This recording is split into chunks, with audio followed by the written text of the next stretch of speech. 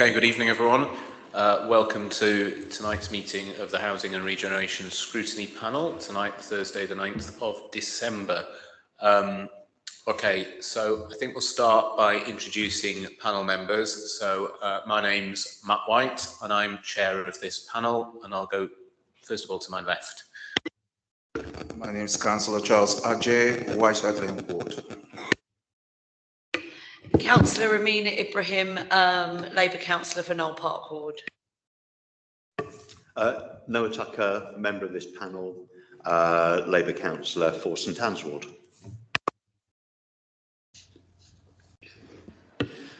Councillor Bob Hare, Highgate Ward. Councillor Dawn Barnes, member of the panel and Lib Dem Councillor for Crouch End. Great, thank you very much, panel members. Okay, so just to point out that obviously given new COVID guidance, we're just prioritising panel members for attendance. Everybody else is attending virtually. Panel members, unfortunately, have to be here in person, despite the fact that it's no longer considered safe to go to work. It's actually illegal to hold a council meeting virtually still, so we actually do need to be here in person. So that's why we're here.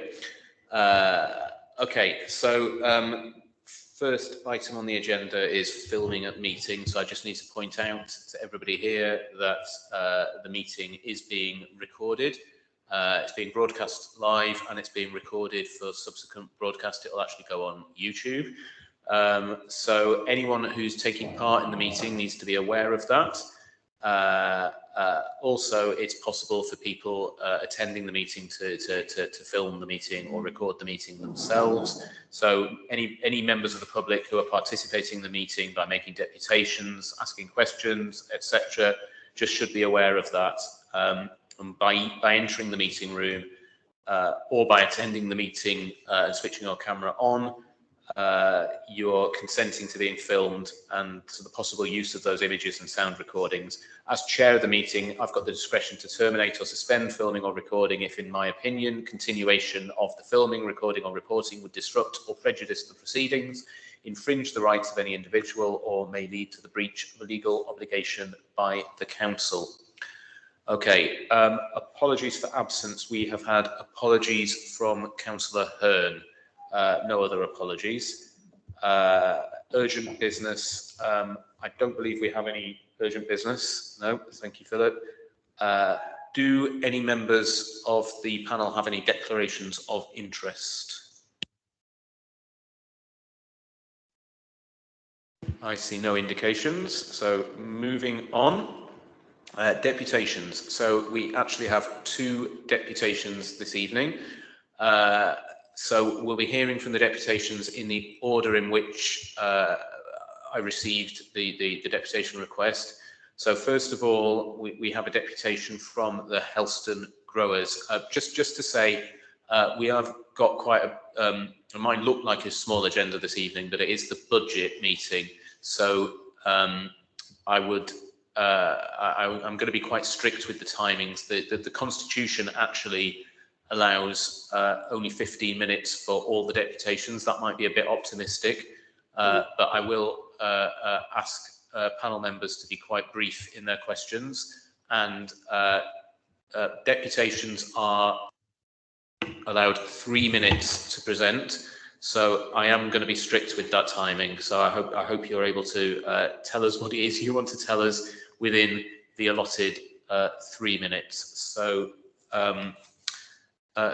who is it that's going to be from the Helston Growers who's going to be presenting the deputation? That would be me. Can you hear me okay? Yes. Yeah, go ahead. I'm just before I start, 2 of our members, Andrew and Shirley, are struggling to join. Andrew said he didn't receive the link, so if it was possible to resend that so that they can join during this, that would be great. But yeah, I'll just jump in because I understand we've got very little time. Apologies, sorry. Are you saying members of the deputation have not been able to join the meeting? So far, yeah, 2 members, Andrew and Shirley, are both.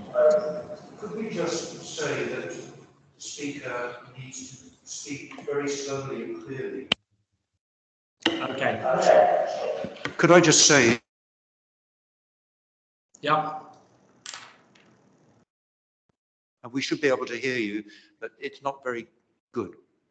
I think that possibly there's an issue that if you're not speaking directly into the microphone, when you kind of move your head around, it's kind of drifting in and out a little bit. Okay. Is it clear if I speak like this? Let me try. Yes, I think so. Let me try. Sorry. Is that any better? Yeah. Yes, that's fine. Great. Okay. So, thanks very much for inviting us along. I'll jump straight in because we don't have so much time. So I'm speaking on behalf of the Helston growers, and we are a group of people who have been using the allotment in Helston Court, which was established over 20 years ago. We don't quite know exactly when our longest serving member, Fatima, was there at the start, but she's not quite sure when it all began, but back in the 90s, if not the 1980s. Our members are all local residents, almost all in the immediate area around Helston Court, and we have more than 12 households involved, including people with no outdoor space, many with young children, older members, including one who uses the garden for her stroke rehabilitation.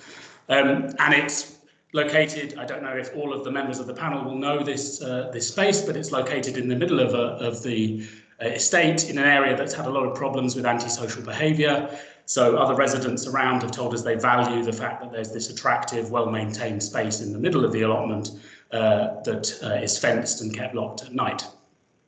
And I don't think I would need to say, but local growing spaces like ours meet a lot of Haringey's policies around mental and physical well-being, local low-carbon food growing, and biodiversity. So the space below the allotment, so it's on a flat roof above what was an unused car parking space that was recently made available to a Volvo car showroom. So it's only a very recent arrangement, and it was at this point that we were informed that there were repairs that were going to have to be carried out on the structure as a whole. So we only found it out once that arrangement was in place. And we've always said we understand if there is a need for repairs to the structure, but not at the expense of our very long-standing, not years, decades, use of the community garden. So we provided our addresses earlier on in the year to Homes for Haringey to be consulted about the plans. We had a commitment that we would be consulted. So that was in September, and had no further communication until mid-November when we received an email. One of our members only received an email saying works would start in early December. So at this point, I contacted Donette, who's the head of garages and parking for Homes for Haringey, and said, why is it that none of us have been contacted? And was told, no, you will be contacted, and works will begin on the 6th of December. So we were going to receive formal information and updates. I mean, not a consultation, it seemed, at this stage. But anyway, we received no further information. And on the 2nd of December, one of our members informed us that works had already started, that the planting beds had all been demolished, the fig tree at the side of the allotment had been cut down, and our equipment piled in one corner. So at this stage, I contacted Homes for Haringey again. Can I ask you to wind up now, because you've had your 3 minutes, so. Okay, sorry. Your finishing remarks, please. Finishing remarks. Okay. So anyway, we received a letter only on the 2nd of December, after the works had already been started, saying we needed to be out, all of our equipment out by the Monday, the 4th of December. Dated the 20th of November, but not sent until after I'd contacted to complain about this. We only received a key to a garage to put our equipment in today. So this is more than a week after this whole process had started.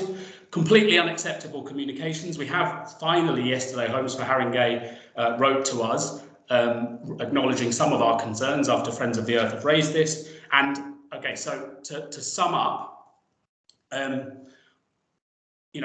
angry about the process, as you can see, but our prime concern is not what's happened, it's going forward, and to ensure that we have access to the allotment space going forward. So we want the panel to request a formal explanation from Homes for Haringey about why these works were begun without proper consultation or process, and a firm commitment to improve communication with us going forward. There are 3 points there. We want them to ask Homes for Haringey to formally commit to the council that they will restore the allotment and allow us to return once the repairs are completed, with a firm commitment on timescales, something in the region of, within a month after the works are completed. Okay. Right. And sorry, yeah, this is my last point. And we want them to undertake to restore the planters and soil and to properly look after the equipment that belongs to us until we have access to the space. With Homes for Haringey. Okay. Thank you very much for bringing this to the panel. Could you just bear with me one moment while I've just got something technical to check with the officers. Apologies for running over. It's quite difficult to compress that into 3 minutes.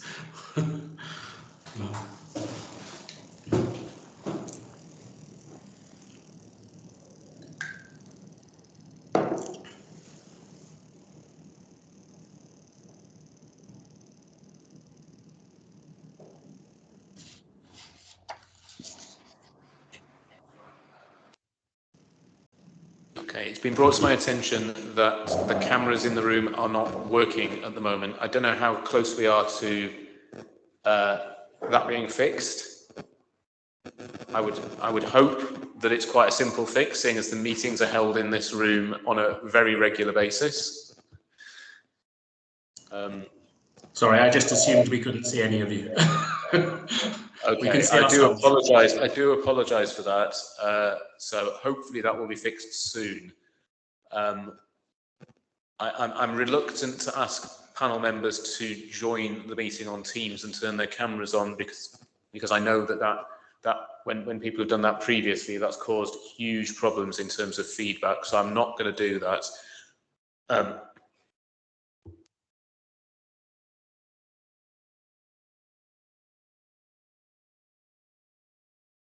I'm just going to ask: Are we expecting a fix to the camera issue?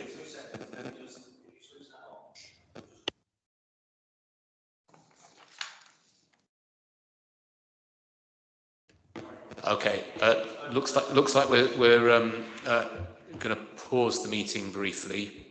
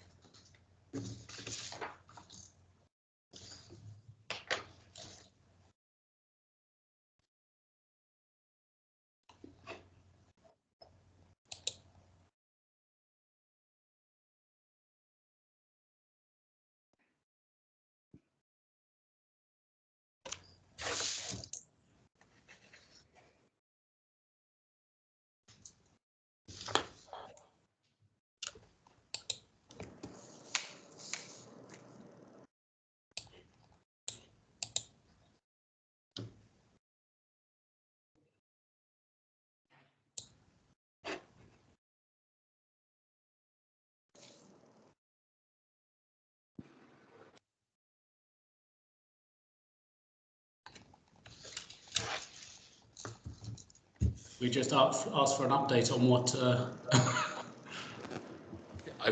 I do apologise. We're experiencing some technical difficulties. We're trying to come up with a solution. Bear with me a moment.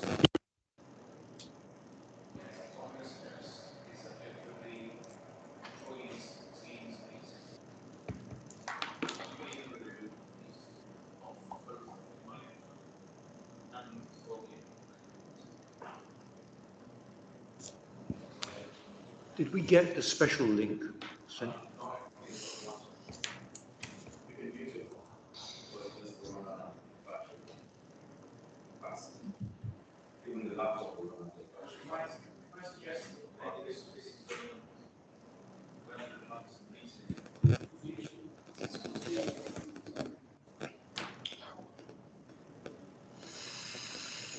We experienced similar issues to this.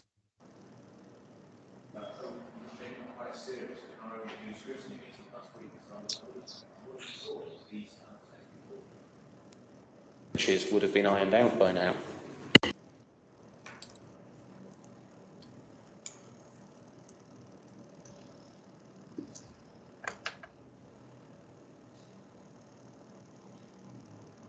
The issue is that not everybody.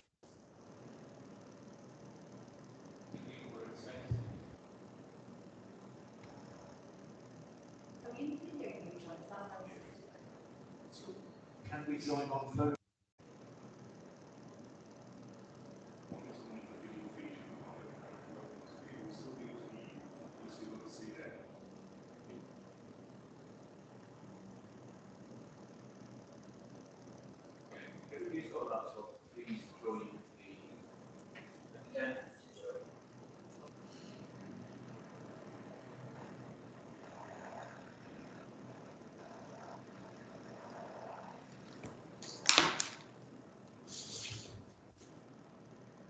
If I do, my computer will.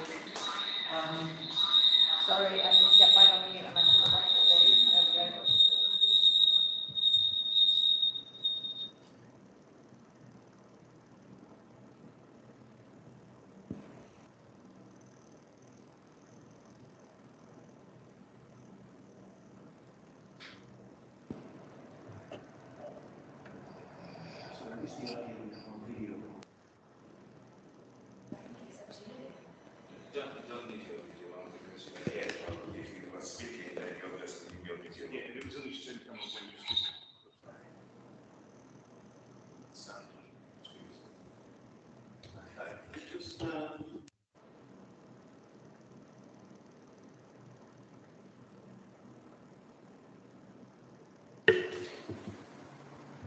Testing.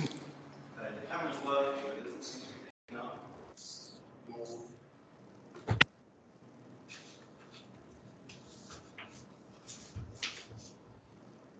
I think the problem is not the mic, the problem is the camera not capturing the panel.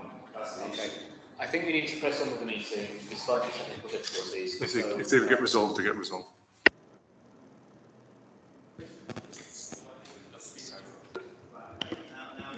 Testing. Hello.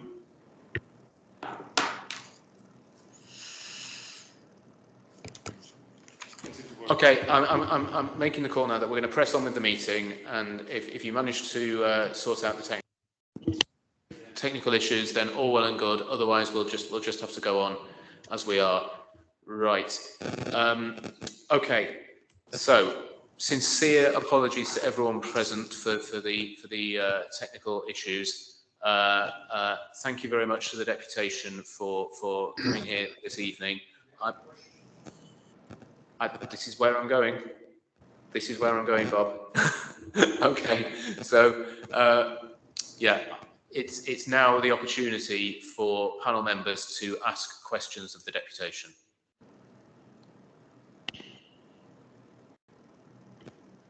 Bob.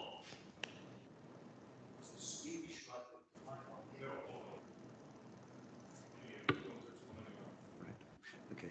I just wonder what, how much soil you had and what's happened to it, and have you suffered a financial loss? And do you need compensation, or is it just that you want Homes for Haringey to respond to you, and that would be enough to get you back to where you want to be? Thanks for the question. The area is, think about a sort of small five-a-side football pitch. It's not a huge area, but we have those planters have been there for many years, so we've lost all that soil. And yes, we are certainly looking for Homes for Haringey to support us to put the soil and the planters back, having now removed all of those. Our prime concern is to make sure that we gain access to the site again. We're certainly not just looking for an apology or acknowledgement. Our prime concern is to make sure we get a firm commitment from them that we'll be allowed back in. And in the communications we've had, there's some different messaging. Some of it suggests that there will be a consultation process in which they refer to us as non-resident users using the garage rooftop, and we prefer to call ourselves local residents from the Helston growers who have been there for decades, using the allotment space that is above a disused garage space. So we're not so keen on the way in which those communications have been conducted up till now. But more than the language, we want a commitment from them that they'll allow us back onto the site. As soon as the repairs are finished. Yeah. Okay, we were just losing you there, but I think we managed to hear what you had to say. So my question is just a point of clarification, really, because obviously there are a number of allotment sites in Haringey, and most of those are managed. Is it by the Park Service? Is that? So is this, because it's within Homes for Haringey, then is this not managed alongside the other Haringey allotments, and is this done through a kind of formal or informal agreement between the users and Homes for Haringey? And if so, what form does that agreement take?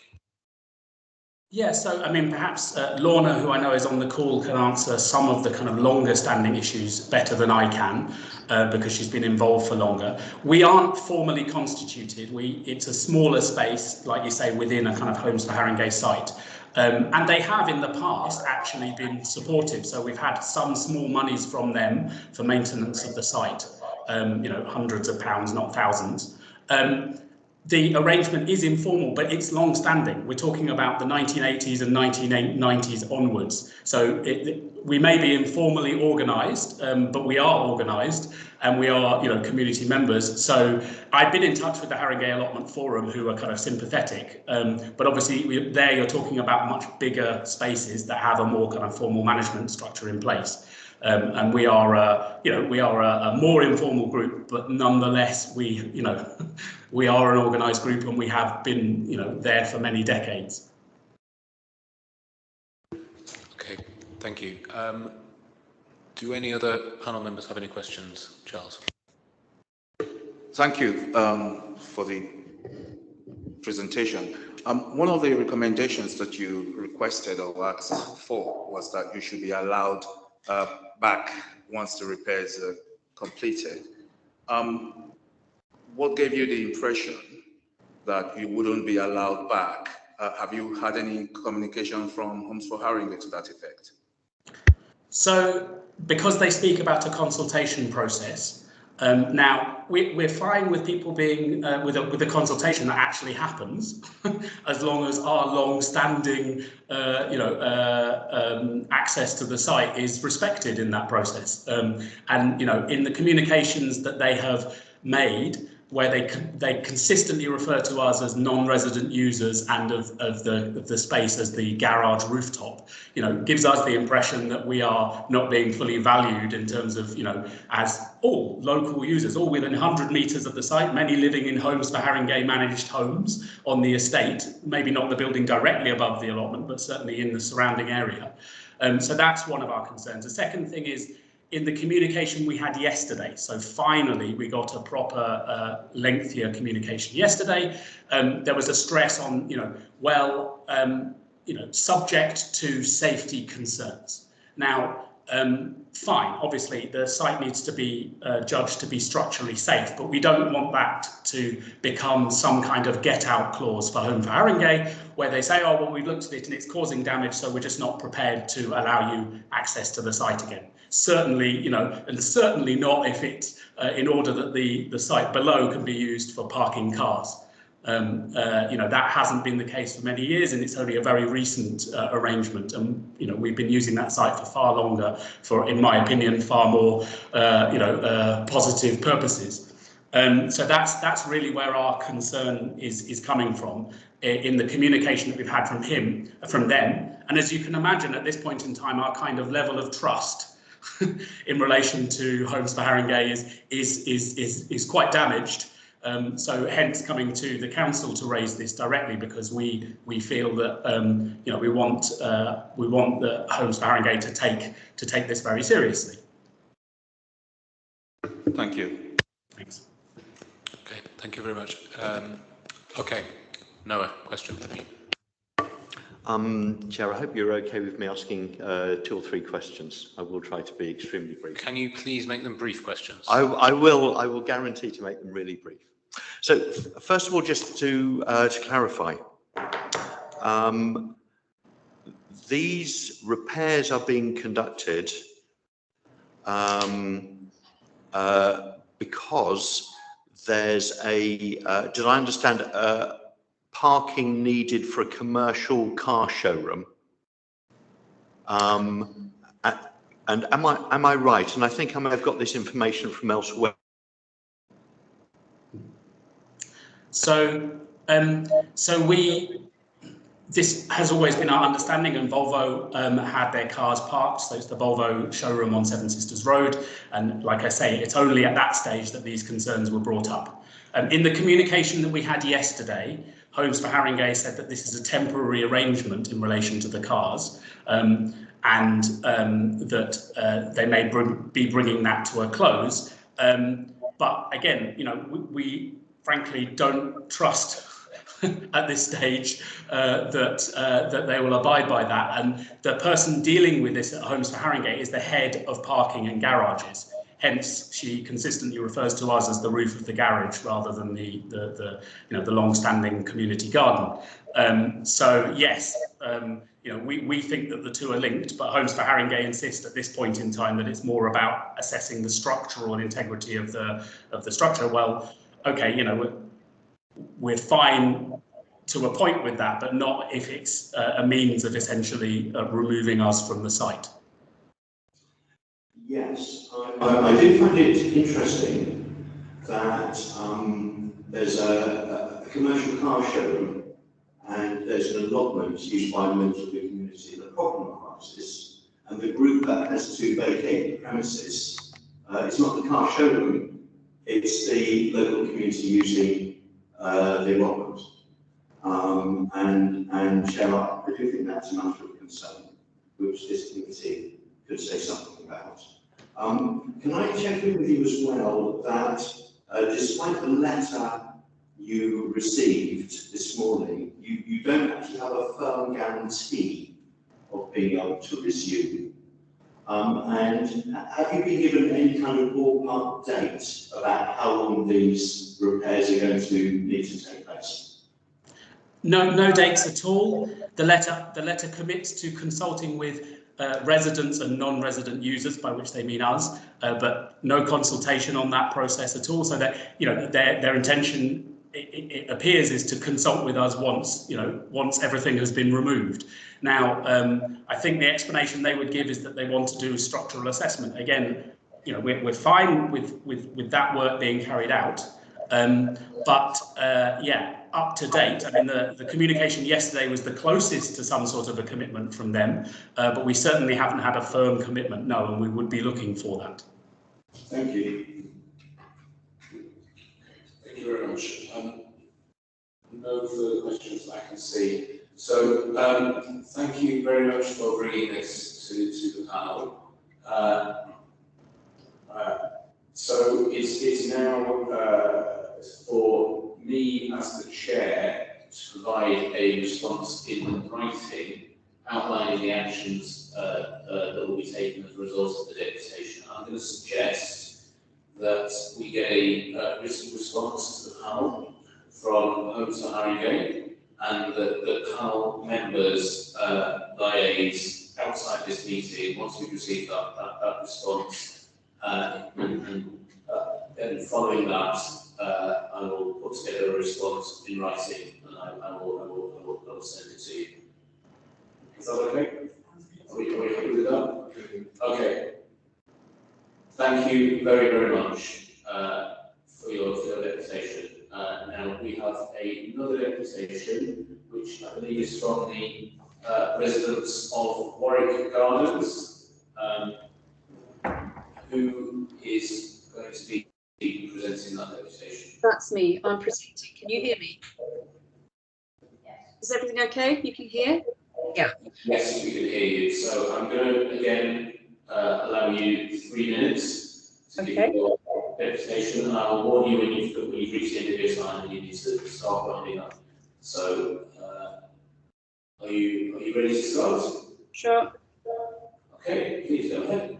I'm going to share my screen. So thanks for seeing us. This is about the St. Anne's site development, and it's about the consultation around that with Catalyst.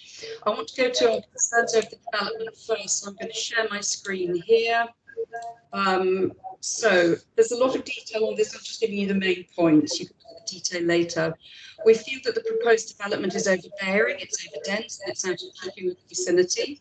There's a loss of amenity for residents bordering the site. Catalyst are now proposing 9-storey buildings, which makes it a high-rise development. So the next slide, concerns about the proximity of the development to residents on the western and northwestern side of the site.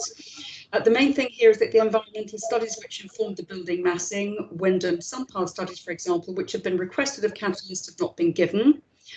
We're concerned about the interface between the site and the adjacent areas, especially the opening at the southwest corner where a crime route needs designing out. So we want to ensure that the design and construction on both sides is undertaken by Catalyst. We also want to ensure that the parking spaces at the southwest corner are retained. I can't get onto the next slide. Anyway, there's one final concern, and that is that there are multiple planning applications throughout the development. So there's going to be outline development for the whole scheme, but only the first of the 4 phases in detail, which provides an opportunity for further scale creep regarding heights of buildings and numbers of units. It's already crept, we found out today, from 930 to 970, and we want to make sure this doesn't happen. Planning permission was originally for 487 units on this site. So I'm going to go back to issues with Catalyst. There's been poor distribution of information early on, which meant that many people were not informed. The GRA took over delivery and it got better. The date of an important community meeting was changed after information had been sent out. Key questions have not been answered or rationale given. The latest meeting today to answer concerns raised at a meeting with the GRA on the 3rd of November, where 56 people attended, was convened at 1 week's notice and during working hours as a drop-in, so most people couldn't attend and our voice has been dissipated. Also, the design booklets lack useful information, especially the latest one regarding such things as building heights and solar paths. So what we would like from the councillors, we don't feel we've been listened to, but presented to and talked at. So we would like you to help us get the information we've been requesting from Catalyst to allay our concerns. Ensure that Catalyst engage properly with our concerns and that they agree to strict limits on the height of buildings within this and future planning applications. We suggest 7 floors max towards the middle of the site, and also the number of units on the site. Currently, there are 9-storey buildings. 71% of respondents to the latest survey were very against this. We'd like you to make sure that the houses bordering Warwick Gardens are no higher than the terraced houses roof line. There are lower houses being built along St Anne's Road, by the way. We'd like you to ensure that the design and construction work of the southwest corner are carried out by Catalyst, even on the council side.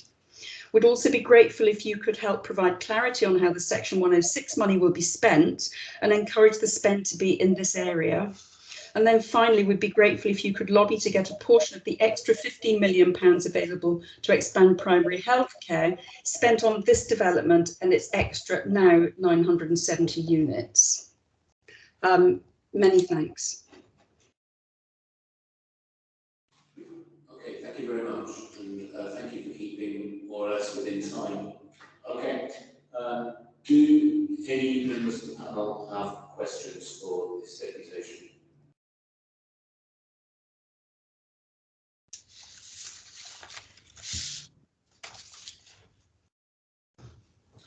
Okay, no. Yes, so thanks very much for that presentation. Just want to explore what you think as a deputation we may be able to help with in terms of what is the role of the council, because this isn't a council development. I think, as I mentioned, holding Catalyst to account, we don't feel that we've been listened to. There's very little time left now.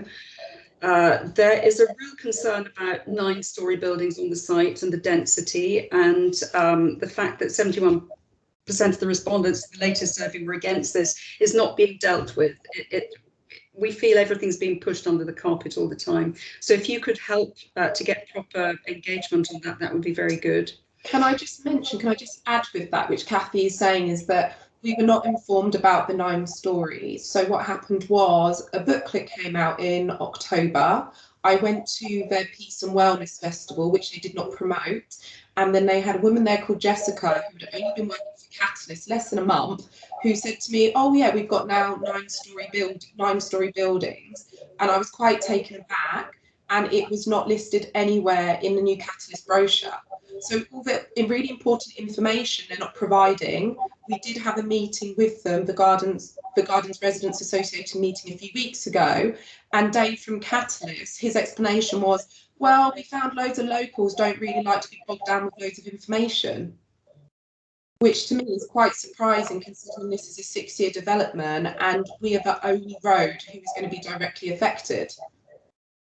So as much as Catalyst in their brochures and booklets talk about engaging with the community, how it's very important, we feel that we're very much spoon-fed certain information just for their own agenda, and then they're steamrolling ahead.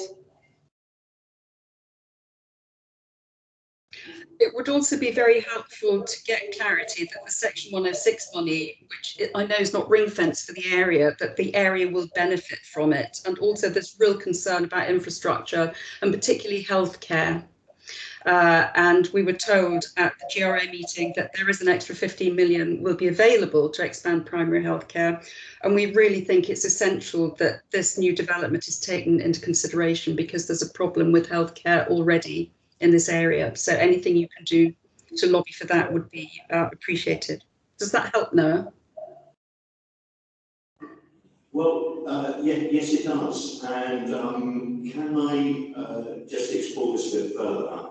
Is it your view that because this is a development which has been facilitated by the, by the London Authority, by the GLA, you have a housing association stroke developer which is dealing directly with the local community, not mediated by any accountable public authority, that therefore you don't feel that you really have a process by which you can be listened to? And are you there asking for the council to take a more active role, perhaps through the pre-planning process, to make certain that the concerns which you are raising actually have a channel and that there is some kind of accountability involved there? Thank you. You've expressed it well. We would like Catalyst. I have another question on the detail. You mentioned loss of amenity in the heights of the buildings. Yeah. Now, is it your view that within the plans, and this is at least an impression that I've got, I know these plans do seem to change all the time, but in the latest version that I've seen, there is, if you like, a bias towards the Warwick Gardens end, in terms of the high buildings. Yes. And not only that, but the lower buildings are actually quite close to the existing Warwick Gardens houses and flats. Yes, Where the residents there are worried that they will actually lose light and sky. To be fair, this evening there was some shadow study given for the first time, but we've not been given the calculations. I think the issue is that the 9-storey buildings, of course, if you're standing in the garden, maybe you won't see them so much, but the blocks of flats and the upper stories of our houses, you are not going to be able to avoid the fact that the sky is filled and there is a very dense development.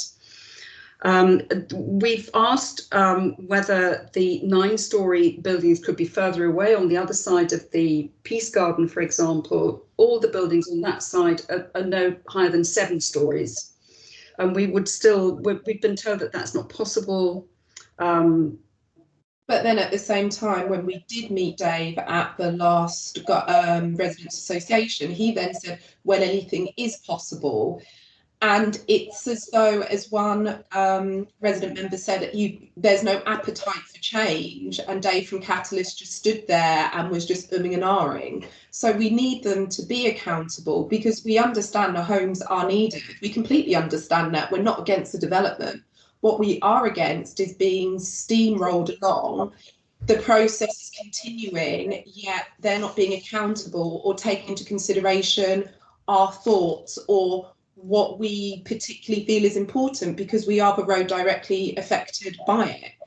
The fact that tonight is a drop-in from 3 till 6:30, you know, as Kathy said, we had 53 attendants when we had our last meeting, and that was at 7:30, because the community care and the community do want to be involved. But the way Catalyst are approaching it is very much, I see, as divide and conquer, where we can't come together and really look at the site as a whole. Okay, thank you very much for bringing this matter to the panel, and thank you very much for your questions. So I'm going to suggest, for time purposes, because we've got a lot to get on with, that rather than having an extended discussion on the panel's response to the various demands, we take that discussion offline, and as is set out in the council's constitution, and then respond in writing as chair following that discussion. So thank you very much for your deputation tonight, and we're going to move on now. Matthew, could I just check that you received those slides? I've sent them to you because there is more detail should council wish to look at it. Yes, yes. Thank you. Thank you very much. Thank you very much.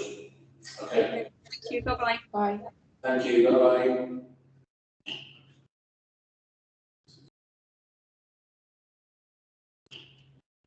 If there are any officers present that have joined for the deputation, then you can leave the meeting now, so we're going to move on to the budget. Thank you very much. Okay, so now for the main item on this evening's meeting, which is the budget.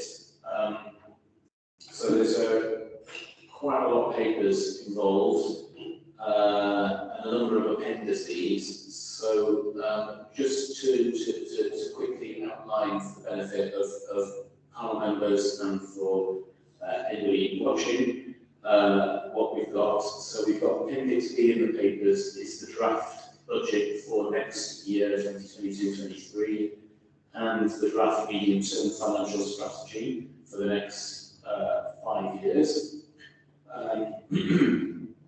The following that, Appendix C, is new revenue proposals. There are 3 of those only in the area this panel is responsible for, although they actually stray into the areas that Councillor Keeley is responsible for. That's just the way it's fallen for this panel. So the panel members have got a response from Councillor Keeley on that. Then we've got new capital projects in the panel's area, similar similar comments on that one. Then we have the proposed 2022 to 2027 capital programme. So that's including capital projects that we previously agreed in previous year's budgets. And then the final appendix, Appendix F, is details of previously agreed savings and where we are with those. So I believe we've got officers from finance joining us. We have service officers joining us, and am I right in thinking that both Cabinet members, Councillor Gordon and Councillor Bevan, are joining us virtually as well?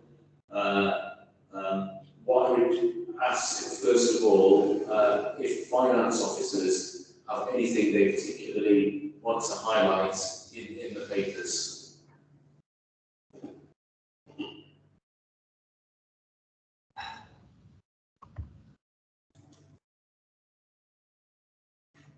Yeah, thanks, Chair. My name is Casey Kebu. I'm the head of finance for housing and the chief accountant of the borough. Chair, you've already summarized the entire paper, and the key areas are the areas you've just mentioned. The appendices is just a snapshot of the council's 2022-23 budget proposal and 5-year revenue and capital budget proposals. Clearly, this year we've taken a different approach. You will see from the documents you have that we don't have savings for these areas, housing, regeneration, and planning, that we are focusing on today, but we've got group proposals in those appendices. So I think it's just for members who have received these documents prior to this meeting to now ask us questions around those growth proposals, and then we'll be able to answer the questions. Thank you. Thank you, Casey. Okay, before we move on to questions from our members, I'm going to just ask if any of the service officers here today have anything that they want to highlight in the papers.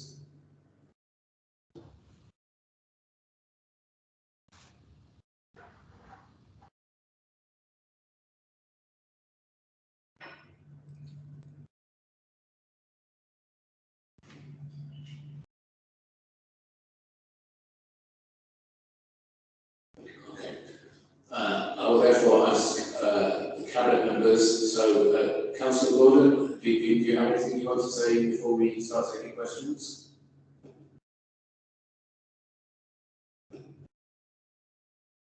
No, thank you, Chair. Councillor Bevan? No, I have nothing to add to the officers' observations. Okay, thank you very much. In that case, I will leave it open to panel members to ask questions on their budget papers. So, who wants to lead off? Well, I can go first myself. Let me just refer to my. Okay. So I just wanted just to. I need to find the right page and place in my papers. I was just looking at the various appendices, so I suppose this is just so I can fully understand what it is I'm looking at. I was looking at appendices D and E. And Appendix D is new capital projects. Appendix E is the proposed capital programme for the next 5 years. It just didn't seem clear to me whether the items that are in Appendix D are included in Appendix E, because I couldn't find them. And yet, if they're new capital projects, presumably they're part of the capital programme. So if you could just clear that up for me.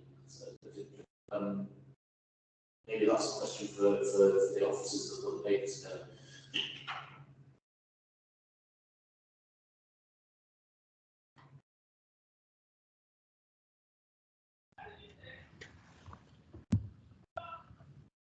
Chair, if you look at Appendix D is describing the 5-year capital program for, because under housing regeneration and planning, you have the economy priority priority. So the Appendix D has the tables for housing capital bids for the economy priority, and Appendix E has that for housing priority, which is just one item.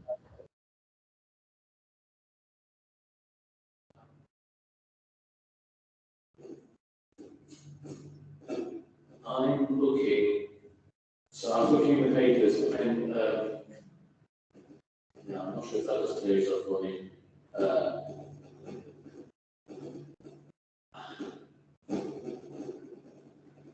I'm looking at in the papers for this meeting. I'm looking at pages 69 and 70. That's Appendix D. These are the new capital bids for the coming financial year. Then, following that, from page 71 onwards, I believe I'm looking at the capital programme for the next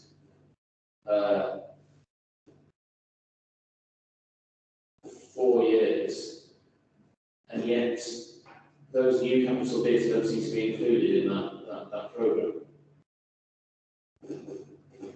Sorry if I misunderstood something. I'm finding it slightly difficult to hear you actually, Casey.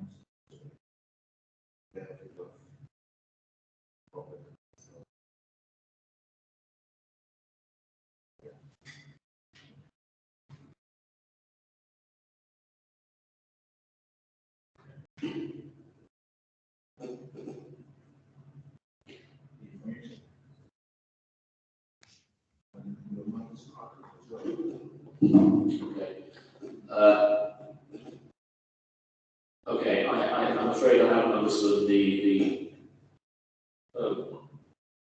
is there's an audio problem.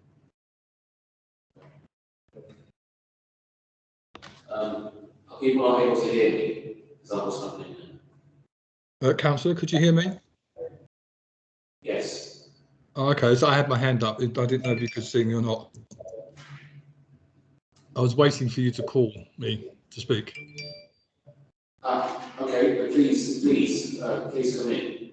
Yeah, Can you just clear that up for me, because it did seem odd to me that what looks like the capital bids coming in the programme don't seem to be included in the programme. Yeah, it's just a presentational issue. The proposals are proposals as opposed to the other appendix, which are what's already agreed. So that's why we're just differentiating them, I think. Oh, I can understand now. So it's not. So that capital programme isn't the proposed capital programme. It's the already agreed capital programme. Well, I mean, theoretically, a cabinet and after consultation could change that programme. So, because whilst we have a multi-year programme, we only, as always, in both revenue and capital terms, have a one-year budget. So, theoretically, the capital programme could change. I think it's probably just a definition issue, a wording issue that we need to reflect on if it's not very clear. Okay. Which I have to do so. That has cleared that up for me. Okay, I did have a question on Appendix D, which was, so I think this isn't necessarily strictly under the remit of the panel, but it has come to us, so I will ask the question. It's on the Civic Centre, and which is the lion's share of the new capital bid, and it states in the paper. I'm just going to find the right page here. It's on page 69. The third of the three items on that page, Civic Centre Annex. it's a total of 30 million pounds of new capital investment. And I just wanted to ask, because it does say that this will be self-financing through the savings that are agreed after paying back the cost. And I do note in the papers earlier, paragraph 5.12 of the papers, it indicates that for each £1 million of capital investment, there's about £55,000 revenue cost. So £30 million of investment would be about 1.65 million on the revenue budget. So could officers possibly go into detail on how this civic centre project will generate those 1.65 million pounds of revenue savings? Councillor, it's me again, John O'Keefe. Would you like me to answer? Because it is, I think it's a very detailed question that wouldn't necessarily be answered by members, because it is a very technical question. Is that okay? Yes, please. Okay. So as you rightly point out, the new civic centre will cost the money, broadly speaking, the amount of money that you indicated in revenue. And we are taking a report to Cabinet in January, which will validate the assumptions that we've used. And essentially, what happens here is that we turn our current office estate, which office accommodation estate, that requires significant investment, and even after the investment would not be as optimal an offering as a new build. And most importantly in that, it's its contribution towards our carbon reduction agenda, which we couldn't achieve through refurbishing the existing estate. So what's going to be happening is that we'll be repurposing some mild investment into our existing stock, and then we'll be repurposing those buildings so that we no longer have to pay for them out of our revenue budget, and that those buildings that we do refurbish and repurpose will start to generate an income for us. So when we add all of that together, the scheme is seen to be self-financing.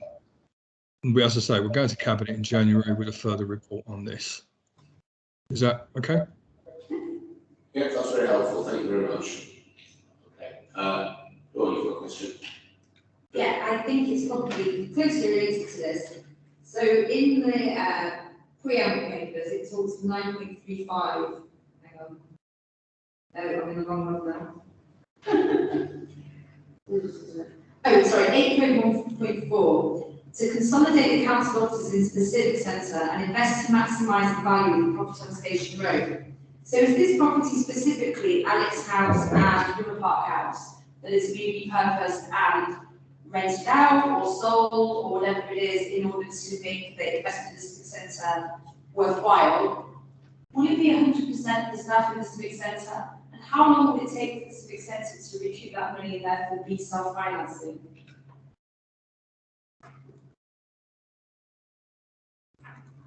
Okay, who's going to answer that from the officers? Yeah. Probably me again. I did have a bit of trouble hearing the question. So the intended investment in the council's office estate or its estate is along the whole of Station Road. And in the purposes for looking at this civic centre annex, we've excluded River Park House from that equation. So that will be Alex House, 48 Station Road, 40 Cumberland Road, and any associated land that we own on the Station Road frontage, which is quite considerable. So it's those properties that are going to be refurbished and repurposed. And we don't think about, I think the part of the question was repaying, repayment on the investment? As I say, I couldn't quite hear. Yeah, in order for it to be self-financing, I'm assuming that those properties will not return the entire investment within a year, and it will take longer for that to happen. That's absolutely correct. So within the revenue calculations that we've made, we include the repayment of debt, and dependent upon the works that we do to the individual properties, the length of the borrowings that we do when we're looking at these calculations can vary. But it's important to understand that when we do borrowing, we don't borrow for a particular scheme. So we don't assign loans that we take out to particular schemes. All the loans come together into one place, they're consolidated, and that generates the amount of money that we have to set aside in revenue for repayment of debt and for the interest costs. So that's the way that we approach looking at this, and in terms of it being self-financing, is on the revenue basis, and then we will get the debt repayments through what's called our minimum revenue provision, and that's something that's it's a statutory calculation that we have to undertake. Is that okay? I need some more information. I think that's okay, but I'll come back if I have a follow-up. Okay, thank you. Okay, Bob, what alternative strategies were looked at as ways of dealing with those buildings? Because at the end of this approach, we will still have invested £54 million in the refurbishment of the civic centre, and is an additional 30 million in order to build new offices in space beside the civic centre, and that totals some £80+ million. Now, irrespective of whether that can be shown to be self-financing, that is a lot of money to spend on council offices. And I do wonder whether we couldn't generate that money by the refurbishment and repurposing that you described of Station Road estate, and have a cheaper, more efficient option for the council's meeting the council's own requirements for space. Again, Councillor, you okay to answer? Yeah, I could understand where you got to those numbers from, Councillor, because it's been a bit of a moving feast. The capital programme has within it two civic centre lines, or could have in it two civic centre lines. One is the refurbishment of the existing building, which the conclusion drawn was that we are required to do. It's a listed building, it's in very poor condition, so we have to do something with it. So what the council has chosen to do is to refurbish that office, and because it's virtually statutorily required to do so, and that had a budget against it of around about £24 million, I think. I'd have to check, please don't hold me to that. And then subsequently, some of our accommodation studies and our accommodation strategy considered the option of putting an annex on the civic centre site, or doing the other things that we said about River Park House, Alex House, all of those sorts of things. And the provisional conclusion reached was that it would be better for us on a number of levels and financially to build an annex and to do the other things I said earlier with those properties. Now, the question, the adding up, I'm afraid on this instance, Councillor, the total comes to 54 million. So it's not 54 plus 30, it is 54 million is what we're looking at spending. So it's the 30 million we're adding in to the existing 24 million that we had in the budget for the refurbishment of the listed building as the Civic Centre. Okay, that's really helpful, thank you, because I'd seen the budget increasing and mistakenly assumed that that was just the refurbishment costing more than that. Yeah, no, I could understand that. I could see that. Yeah, understood. So, okay. And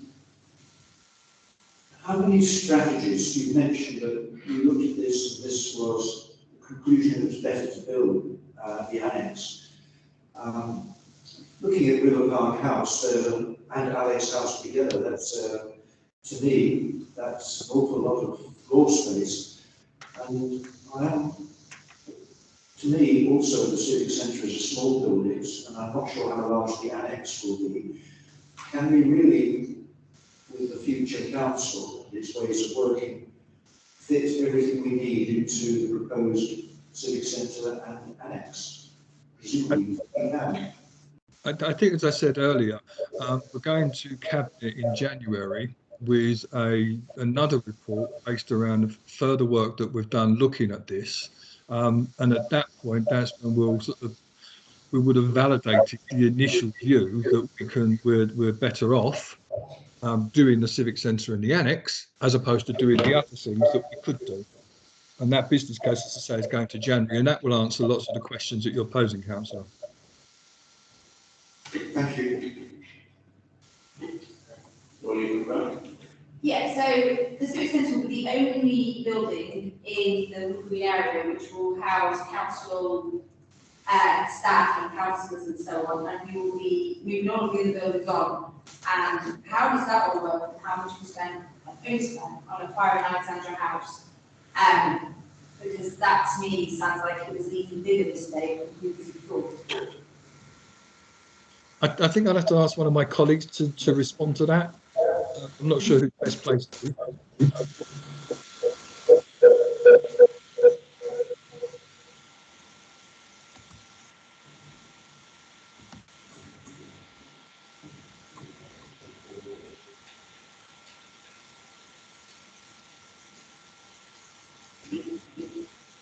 So, I think we has to come in. Ready? Hello? I believe.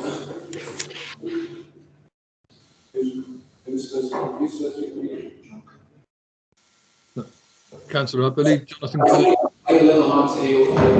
Actually, who did you say you wanted to come in? I think Councillor Jonathan Kirby would wish to speak. Oh, I thought you said Councillor Derek, so I do apologise. I'm slightly not hearing very well. Okay. No, I've been to the dentist this week, so. So, Matthew, can I say I just joined? I don't got some difficulty in hearing what you say, but I haven't heard the question itself. But I'll just hear what Jonathan will have to say. I think Jonathan would be the most appropriate person to respond on this one. Then, yeah, if you could please go ahead. I do apologise. I'm not hearing very well. The sound isn't carrying very well from the screen. Yeah, I know.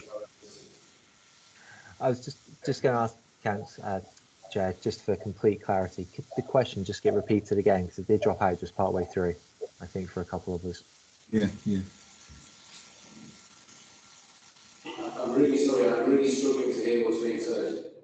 I think that's to do with it's not the audio, it's the frequencies being louder. Is the door pretty much empty?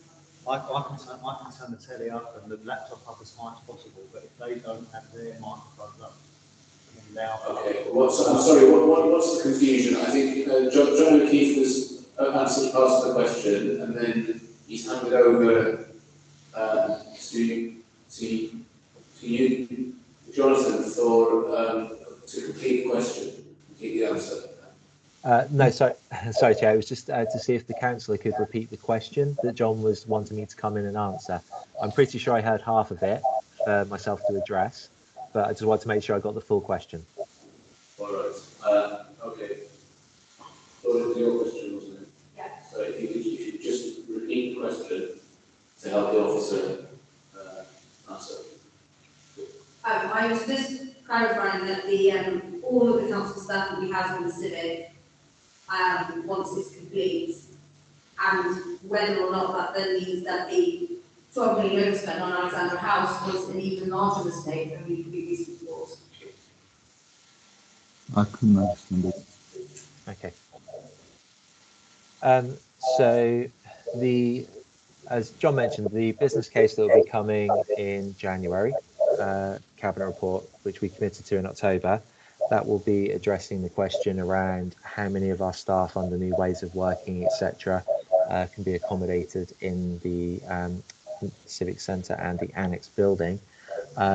With regards to the purchase of Alex House, I would have to go away and look at some more specific detail on that, having joined after. I know we do have further separate scrutinies and audit reviews that are being done on that, but I don't think it would be one to comment on at this stage.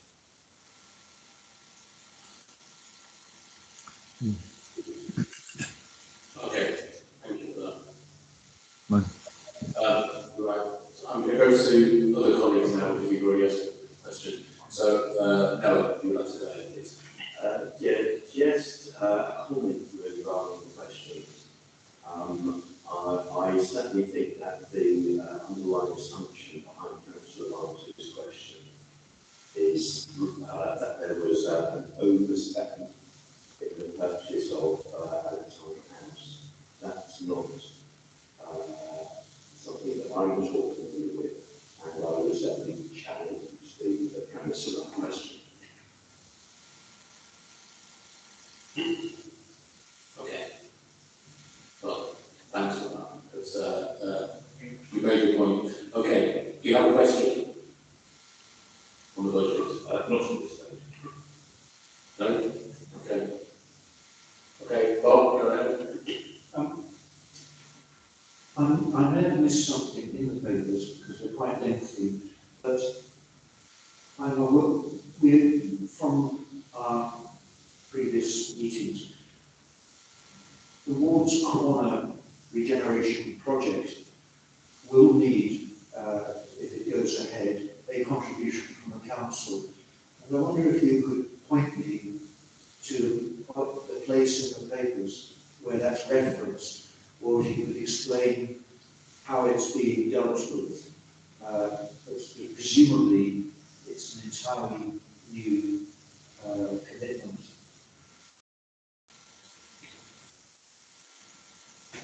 Okay. Would that be John to respond on that?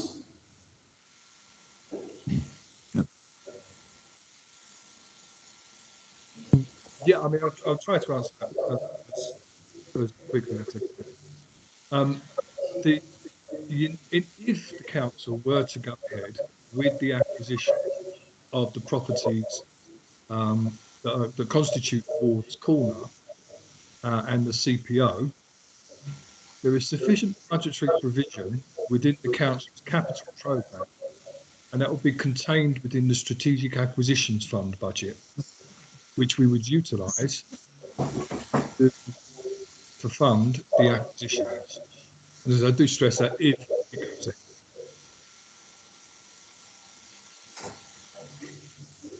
Now, coming back to Mr. Yes, you know. And thanks very much, John. I understand it from what you're saying, that there was already provision. Was that provision that was already there sufficient? Or was that pretty much the same as the possible expenditure or financing that may be required, or will it require more than was originally conceived of? I just need to stress that at this point in time, no decision has been made in relation to the Ward's Corner matter. And I can only repeat what I said a second ago. There is sufficient provision within the budget at the moment to enable the council to meet its obligations under the CPO were it to continue down that route. As I say, but that decision has not yet been made. Thank you very much. Okay, and is that included in the capital programme appendix E? Is it, or is that somewhere else in the budget papers? It will be in the existing capital programme, and I think from memory, I think it's scheme 429.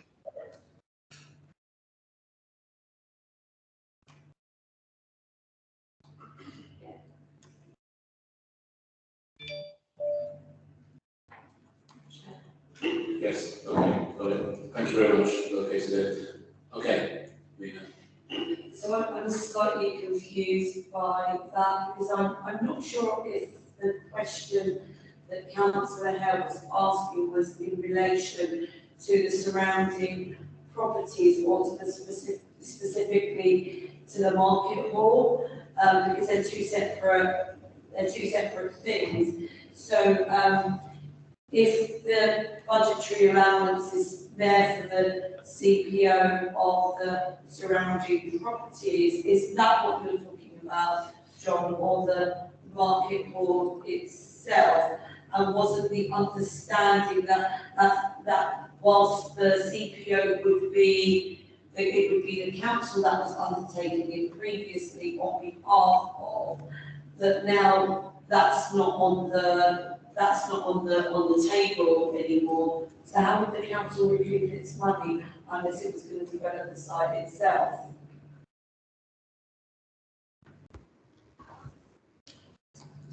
Councillor, I could begin on Sorry, who's speaking now? Sorry, it's Peter Ryan, ED for Regeneration Economic Development. Peter O'Brien. Okay. Hi, Peter. Okay. Yes, you were about to respond on that question. Yes, so if I heard correctly, I think Councillor Ibrahim was asking about the market building, which is in TfL land ownership, and whether or not capital provisions have been made in relation to anything connected with that market building. TfL are publicly on record as committing to investing in that building and to a process to award that to a community partner. And so any capital costs connected with the refurbishment of the building and associated works would fall to TfL or the GLA, and so there would be no reason for the council to be investing its own cash into that element of it.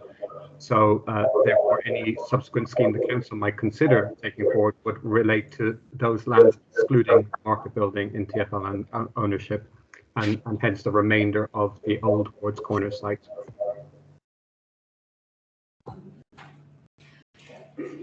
So I know, sorry, but I mean, I thought that's what Councillor Hare was talking about, but in terms of the expenditure, in terms of the CPO of the surrounding buildings, that I believe has already occurred, is that correct? No, so there's an outstanding CPO that has yet to be implemented, and so the council would need to make a decision in terms of whether it itself was willing to implement the CPO, acquire the remaining lands, acquire Granger's lands that they've already purchased, and hence proceed with a scheme. That decision has not been made as yet, and so at this point, as I said, no decision has been made at this point. So I was talking about, I think there was properties on Suffield Road. On Suffield Road, so they haven't been, that hasn't gone through yet, is what you're saying? Correct. Thank you.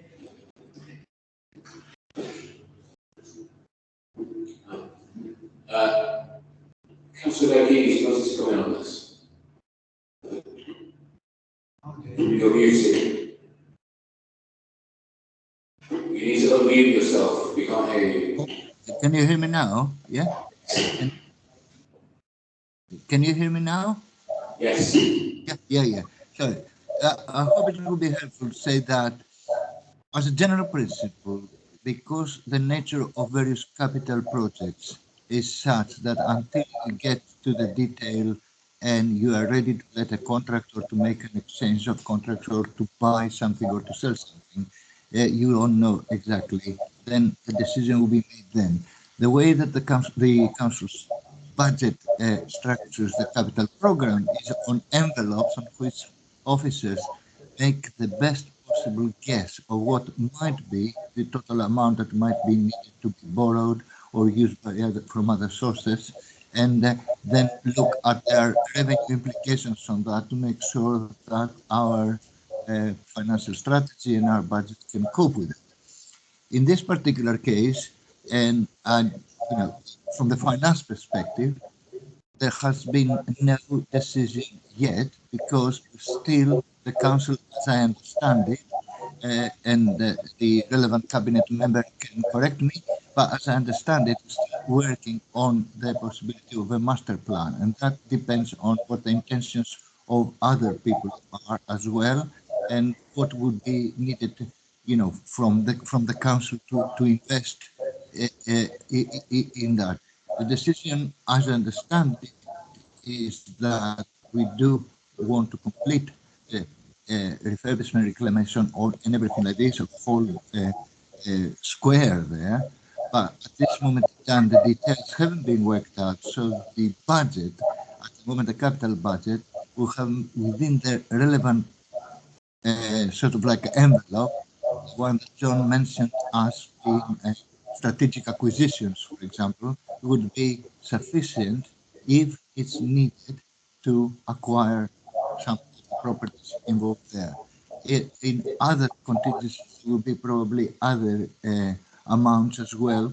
The best possible estimate that we can make at this moment in time. But there's no final decision at this moment in time, and the decision will come to the whole group and the council, if you like, afterwards, before it's finalized in any case. I hope that's helpful just to put the thing in the right perspective. Okay, thanks for that. Okay, no, you want to come in on this? Yes, so just a follow-up, and this is regarding the market hall, the Wards Corner building itself. So just to clarify, am I to understand that the possibility of Haringey Council investing, the possibility of Haringey Council investing or supporting the project of developing the market hall by means of a grant or a loan or another form of financial involvement is entirely ruled out?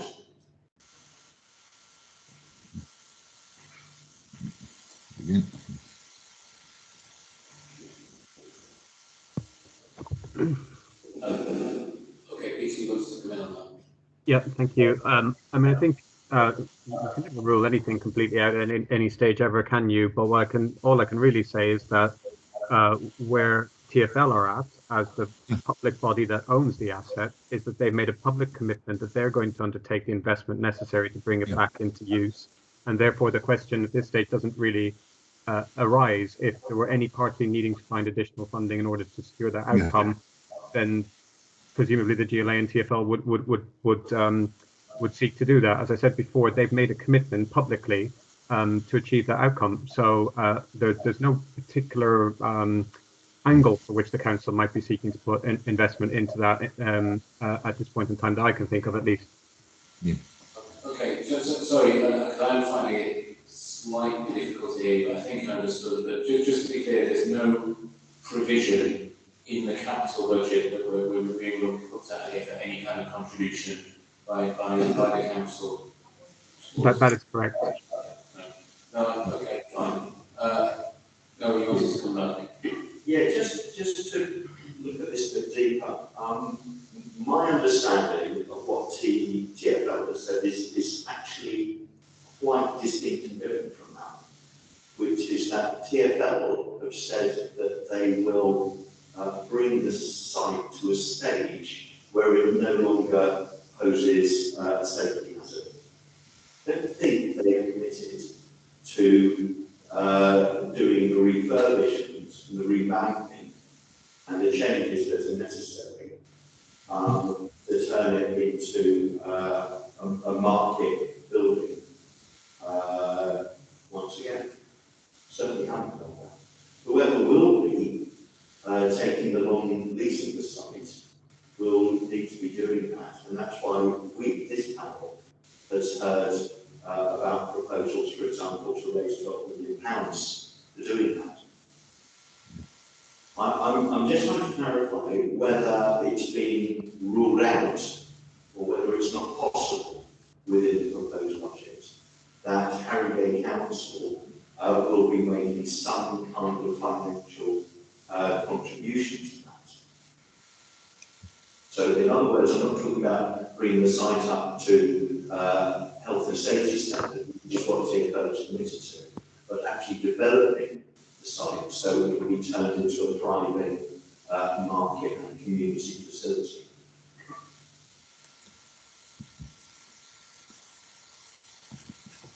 Again. Yes, Peter. Yeah, so I might ask my colleague John to come in just on a general principle of if a decision were, you asked, part of your question, Councillor, was about whether or not there would be theoretical capacity. So I might ask John to come in on that part of it. I think I understand where you're coming from, actually, and thank you for elaborating where you're coming from on that. I think one of the things I would say at this point in time is it's actually really difficult to establish what exactly TfL are putting on the table in this context. They've committed to a process. We are not yet aware of what that process is going to look like, and hence what exactly is on offer. They have indicated that that process will be made clear in the new year, and that will be run through a partnership board, and that partnership board, I understand, will be running in the new year as well. I think we would watch with great interest to understand what that process ends up looking like, and that it would probably be possible to answer your question in a much kind of clearer way from that point onwards. At this point in time, it's really difficult to guess as to what the process might look like and how far TfL may or may not be willing to go. Look, yeah, there is a kind of political dimension to that question, so perhaps I suppose there's two cabinet members involved, the cabinet member for finance and the cabinet member for placemaking. Maybe they have some comments to make on this. Sorry. So, Matthew, I'm not sure I understand. I hope you haven't asked me to respond. If you have, I didn't hear it. I didn't hear what you said. I was just noting yeah. that there is a political dimension to the question that Noah just asked, which is about the possibility or the will of the council to set money aside within the budget for investment in the future of the Seven Sisters market. And we've heard a response from the officer, but I think because there's a political dimension to the question, I think it would be good to hear a response from you as Cabinet Member for Finance and Councillor Gordon as Cabinet Member for that area.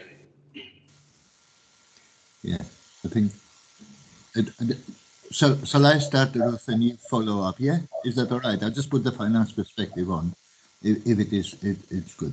Now, as I understand it at the moment, obviously from the finance perspective, we look at it now.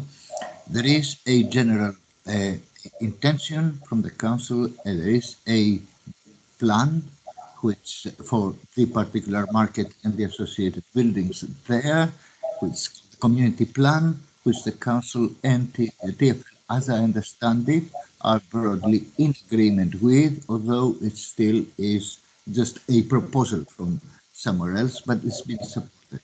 As I understand it at the moment, and I may be wrong, and Ruth could correct me, there doesn't seem to be any disagreement between the TfL and the council and the traders in the market and so on at the moment on the broad direction that we're going. It still needs, nevertheless, to go through the process, the partnership board that Peter mentioned, and the refinements of a master plan for the area and the plan, and then the detailed financial arrangements. And I think there will be a bidding process from the trust that has been set up especially for the getting the lease of the market from TfL. To forget it's TfL property, this one, but we're working with them as much as possible. And that is really where it is from the finance perspective at the moment, because an investment in the future may be needed. At the moment, there's no requirement for the council to put any money in this particular part of the site, the market and the associated buildings. It might be some in the future, but I don't know. We don't know, and if somebody knows, until we've done all the detailed work. So within the budget, what we got is these broad envelopes that enable a flexibility as necessary to follow the priorities, as they arise. And I am confident that if it was a need in a year's time or two to put some significant, even amount of money there, we are able to cover it. but you might need it might not be needed there. That is separate from what might be needed in Stafford Road that Councillor Ibrahim mentioned, and the other properties that are involved on West Green Road and so on. That as well is still subject to what we decide as a council and what is on offer, what grants may be available, what can be done, you know, with a minimum expenditure from the council and the maximum output for our particular objectives. But that's where we are at this moment in time. There is no earmark specific amount, but usually that is with long-term capital projects, but there is sufficient provision for various eventualities within the broad capital envelope of strategic acquisitions. If that makes sense, I hope that clarifies a bit the area, the thing. But Ruth may be able to add more detail to what I said.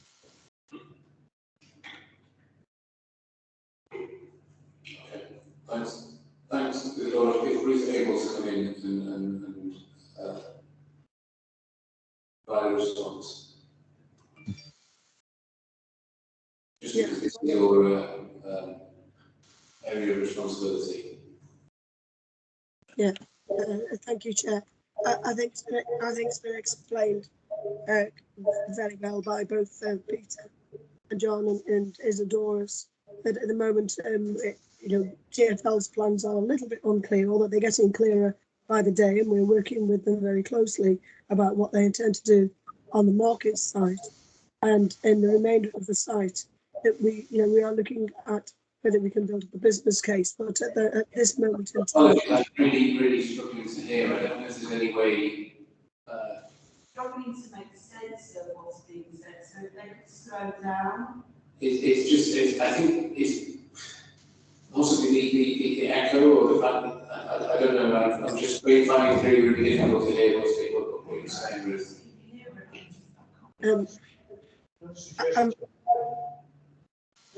I wonder if I could suggest, because it's so hard to hear and we're really struggling with sound, if the same sort of briefing that's been supplied for the civic centre and for the back office growth, whether that could be provided in writing from both cabinet members to us, as soon as you can do it. Is that possible? I think that's a very good suggestion, Bob. Okay, really sorry because we are struggling a little bit with the sound. It's just. I apologise, Chair. I've lost my voice as well, so hopefully isn't helping. Okay, really sorry. I think it's not to be rude, but it's really difficult to hear what you're saying. So perhaps if we could get a written response on that. And what the panel's asked for. Okay. Yeah, of course. Thanks. Okay, that'll be good. We can receive that by next week. Thanks. I can see Sean. Have you got your hand up there? John, yes. Yes, I have. Yes, I have. Just to add to what Councillor Diakides was saying about contribution to the market hall, that any decision about that would need to go through the normal council governance arrangements. So I would envisage, given the timescales involved, that any decision around that would be subject to the council's next budget setting round. So this time next year, maybe, or maybe possibly the year after, that would be an issue that would be discussed then, or decided upon then. Okay, thank you. Okay, Amelia, you have your hand up. No, it's fine. I just wanted to probe that. If we're going to get a written response, I'm not going to pursue it any further. Okay, all right, fine. So we've had a lot of questions on the civic centre. We've had a few questions on Ward's Corner. Do panel members have anything else that they want to ask questions on the budget? You want to look at the back office report? Okay, well, go on, I saw you have your hand up. just had a question on 9.35, just to clarify my understanding and ask another question as well, which is related to the council management fee that's paid for services from Homes for Haringey, which is budgeted at 41.8 million for the next financial year. And that gives some of what it includes, which is roughly half of the 41.8 million. The other 20 million, I assume part of that must be in staffing. I don't know, what does that cover? And then it goes on in that particular clause to say that the Cabinet will be deciding whether to bring Homes for Haringey house or not, and that will bring efficiency and financial saving. It says it's not quantifiable at the moment, but is there a point when that will be quantifiable? Because it would be good to see what the efficiency and financial savings are and how that will benefit our residents more than anything. That's on the housing revenue. Yeah. Okay. Okay, who's able to provide a response to that?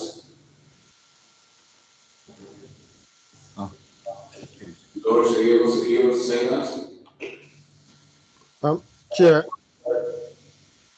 I think I can speak to that, but my challenge is that I didn't hear more than half of it. So if Councillor can just repeat that question again, it's difficult hearing from where I am. Matthew, the same with me. I couldn't understand the question. I couldn't hear it. We're all struggling a little bit with the sound, I think. Yeah, virtual meetings aren't actually working for you. Okay. Dawn, could you repeat your question very, very slowly? Yes. So it's related to 9.35 under the HRA expenditure. Yeah. It speaks of the 41.8 million that is budgeted as a management fee that the council pays, and it gives roughly half of that figure, 19.7 million plus 1.9 million for repairs and housing demand functions. So roughly half of that budget, I just wanted to clarify what the other 20.2 million is spent on. That may well be to do with staff and everything else, but I just wanted to get a figure of that.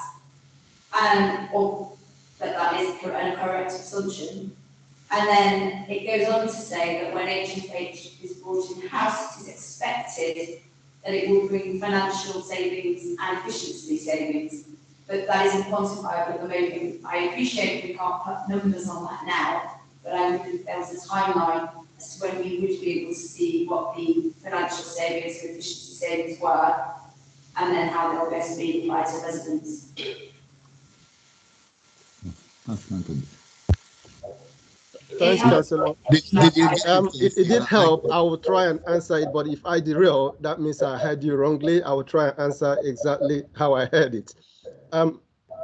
My understanding is that you're asking for the breakdown of the 41.8 million that we call the expenditure on HRA, which constitutes the, I think, roughly 20 million for repairs, and then about 90 million for the management fee that goes to Homes for Haringey regarding staff and other expenditure, and then the bit that goes to the housing demand. That's the makeup of the 41.8 million.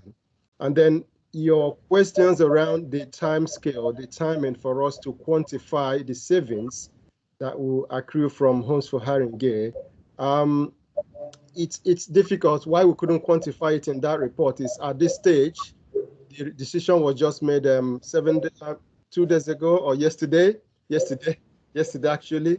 So it's not clear what the structure is going to look like, because the structure will define exactly the level of savings that we're going to make. So that's why we're not able to quantify it at this stage. We'll try and see once the structure comes up and a decision is made, what levels of savings that will be made from that insourcing, and report back to Cabinet. If it's not by February, then it's going to be the next quarterly report to Cabinet. We'll do that. Did I address all your questions? Because I... Okay, thanks for that. Okay, you're happy with that, yeah? I think it's as far as you can go. Yeah, okay, great. No, you have another question. Yes, and this is follow-up to Councillor Barnes's question regarding the HRA. And in particular, I want to look at the projected capital expenditure within the HRA. I'm just looking at this in table 8.1. And there is a very steep fall in capital expenditure over the years from 2022-23, where it's nearly 400 million. And it drops every year. And then by 2026 to 27, it's less than 200 million. And I wonder if you could just take us through what's happening there.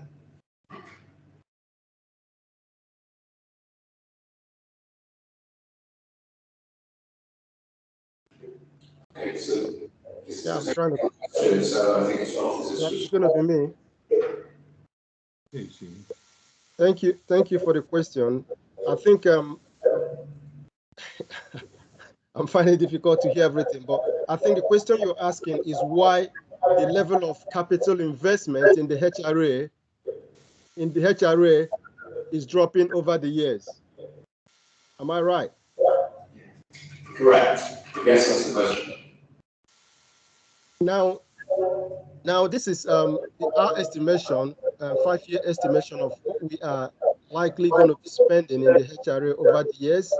And the intention, because this spends largely around maintaining the existing stock, is profiled in such a way, like if you spend money in a property now, you don't expect to spend heavily again the next year.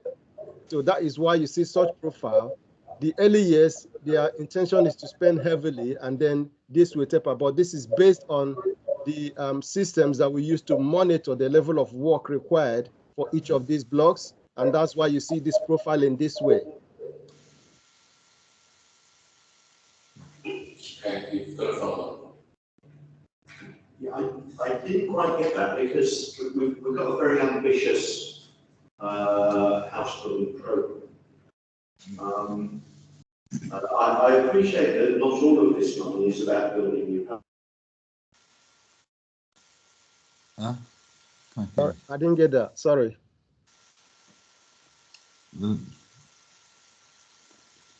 Is it possible to repeat the question, because I couldn't hear it either?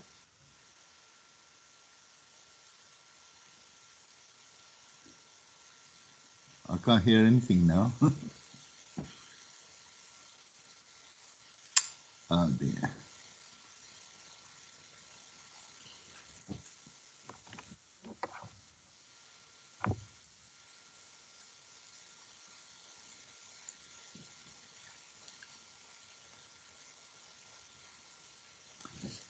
Matthew, you are muted.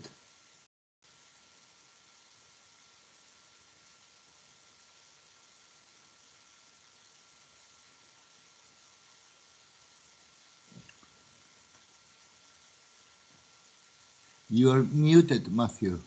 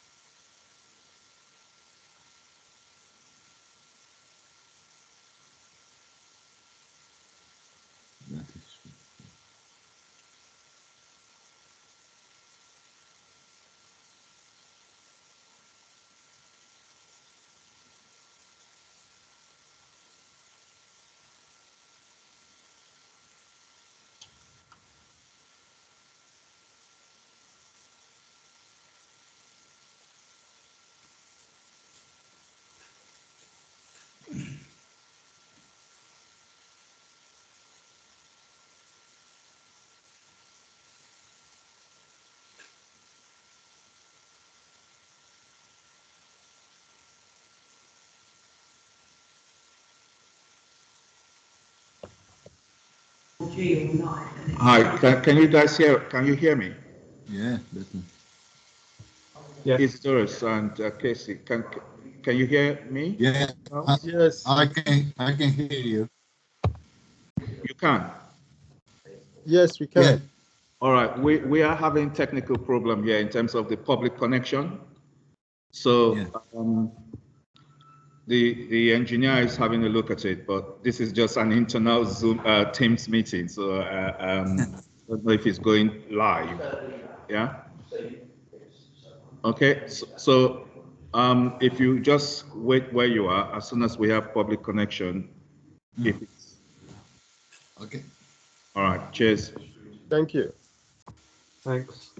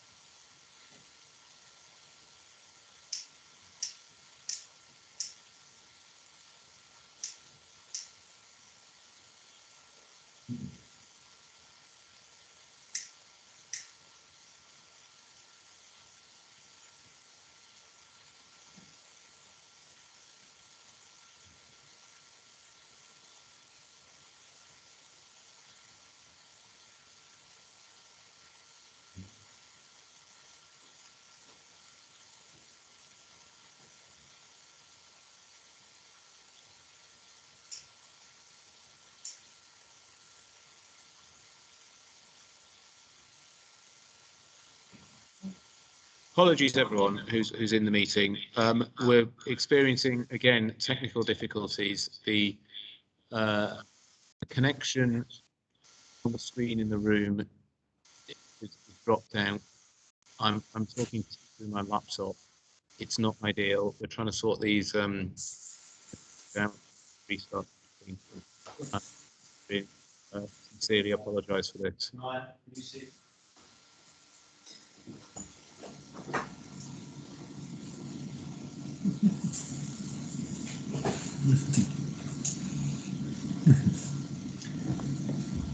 Interestingly enough, now, Mark, you were coming very clear, very clear, loud, when you were making this explanation now.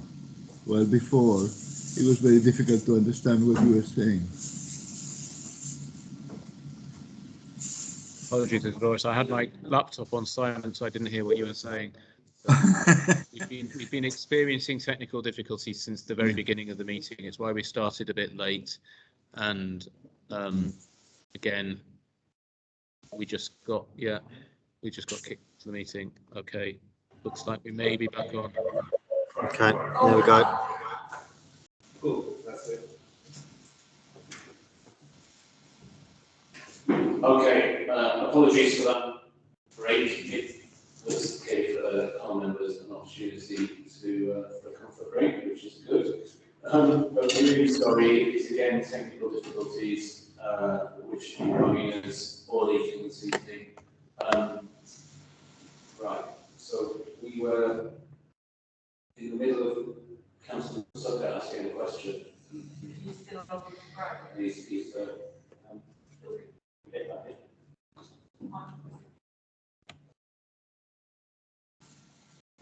Outside.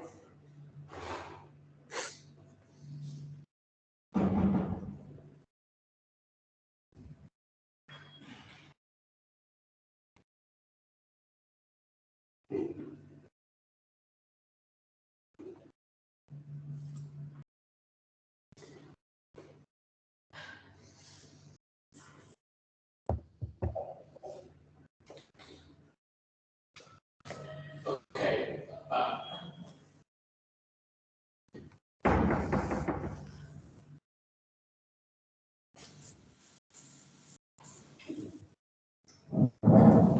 Okay, so after that brief interruption, we're back on. No, you were in the middle of asking a question. You start again from the beginning. I will start again. So, looking at the table, there is a very steep drop over only 3 years, I think. Could be 4 years, between just under 400 million to just under 200 million as the capital investment we're making on an annual basis into our housing stock. And I'm just wondering, how is that compatible with the ambitious program we have of building new homes? Or is it related to a program of refurbishing homes, which is soon coming to an end? So I'm just seeking clarification on that point. Right, thanks, Councillor.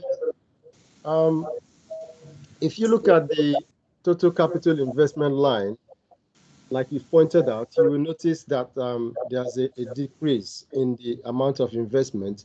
But to get a better understanding of it, we need to look at each individual line.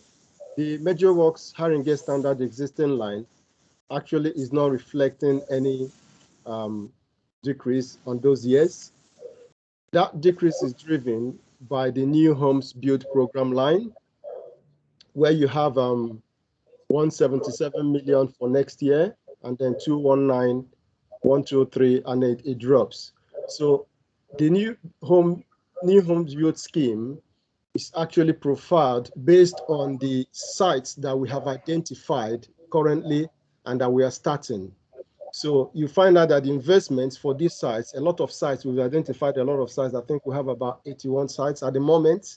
So this cost profile is based on those sites we've identified, which we intend to start or even complete before 2024-25. And then the cost profile you see down the line, it's about some sites we haven't really identified. They are like notional figures. We're saying no feasibility has been carried out on this site, but we are thinking this site will be able to deliver this amount at this cost. But beyond the 5 year, you will still see some other schemes that we know of, schemes like High Road West coming in. But what we're showing you here is just a 5 year picture. Beyond the 5 years, you still some other schemes that we know of that are not starting by 26-27 or finishing after 26-27. So you see that fluctuation up and down movement is just based on how we profile this is, as we know, as we get these schemes on board, the stage where we can easily cost them. So it doesn't show any or demonstrate that the council is actually pulling back on their commitment to build new homes. Over the 10-year period, the intention is to build about over 3,000 homes.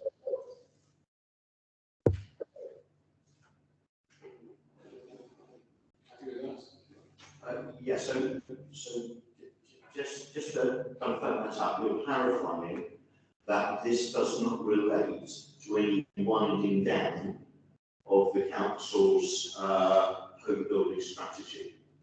So it's not, this reduction in capital investment is not related to any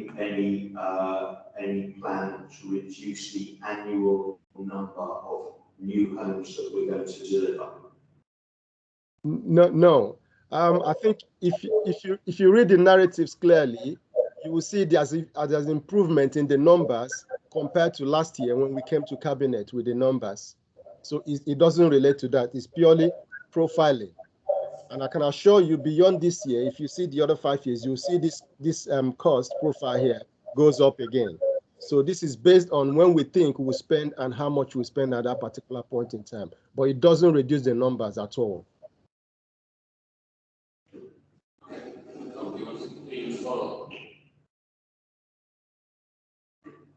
Yes, and can I ask that these numbers include grants being that are currently received via the London Authority from the Building Homes for the Future Fund? And are we making any assumptions or projections about how long and in what scale that funding is going to be made available for us? Yes. If you look at that table, the capital investment financing side, you have GLA grants. That is recognizing the grants that we're expecting from GLA based on the current level of grants agreed now, and then projecting into the future based on the schemes we have, because it's clear now that we know that grants are given for social rent homes. So based on the number of social rent homes, we are projecting the level of grant we are going to get in the future. So just to check, are we making the assumption that the same level of funding is going to continue to be available over the next 5 years? Thank you. Yes, that's the assumption. Okay, thanks for clarifying that. Okay, so does anyone have any further questions? We've also got the existing savings, information on that. Has anyone got any questions on those?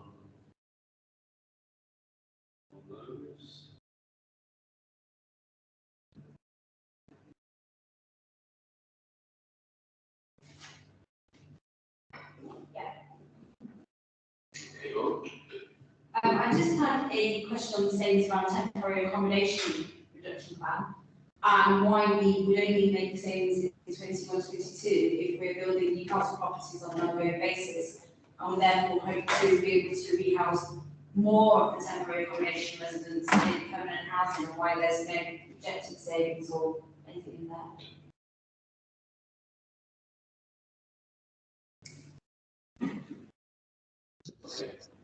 Sorry, Councillor, I didn't get the earlier bit of your question, please.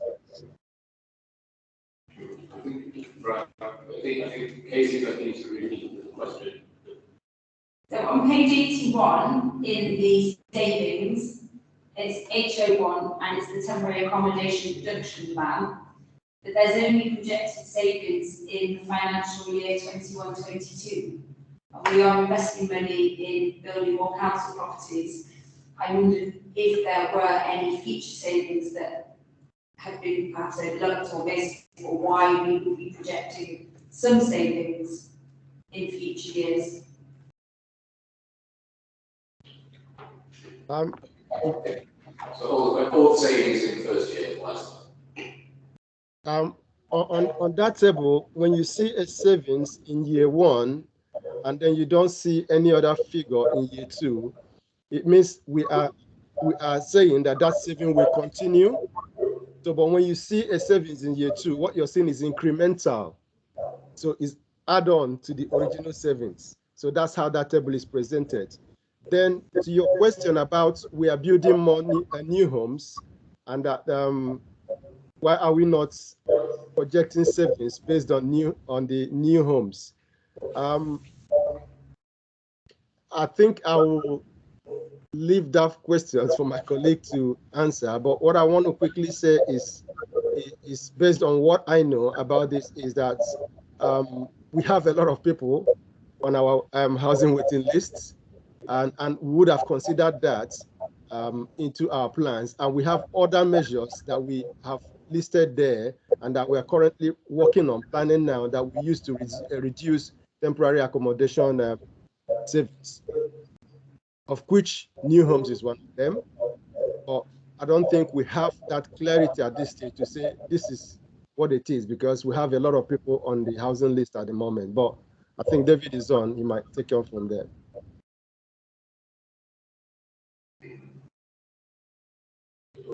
Yeah, that doesn't quite make sense to me. It might not be possible to answer tonight.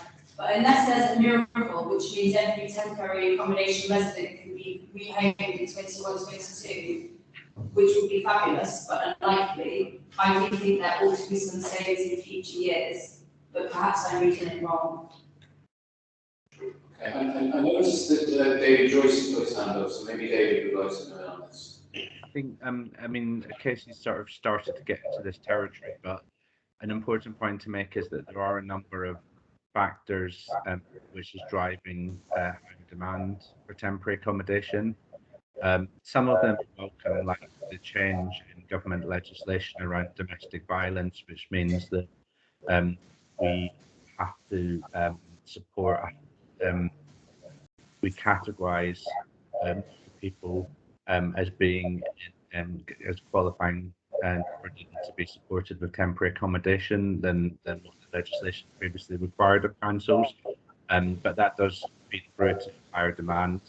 There are also a number of other factors like changes to the benefits regime, which means when people's economic circumstances change, more residents are falling into the need for temporary accommodation, and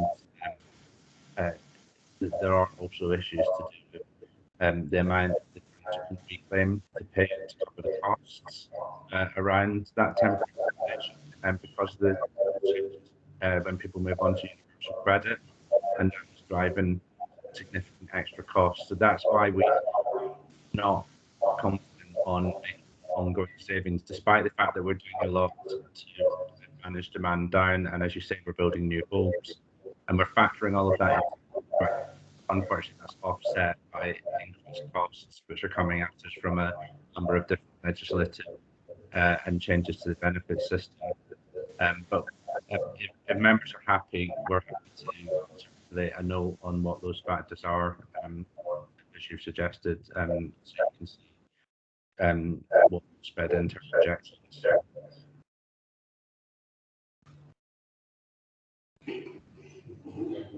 Thanks, David. I think we caught most of that. It is really difficult to hear, I'm afraid. Okay, Gordon, are you okay with the response you received? Yes, I'm going to say no now. It's really a follow-up to my previous question rather than a follow-up to Councillor Barnes' question. So if she wants to continue. Okay. Right, so I'm going back to the level of investment, and I have found the more detailed table that I think you're referring to, which is table 9.4 on page 60.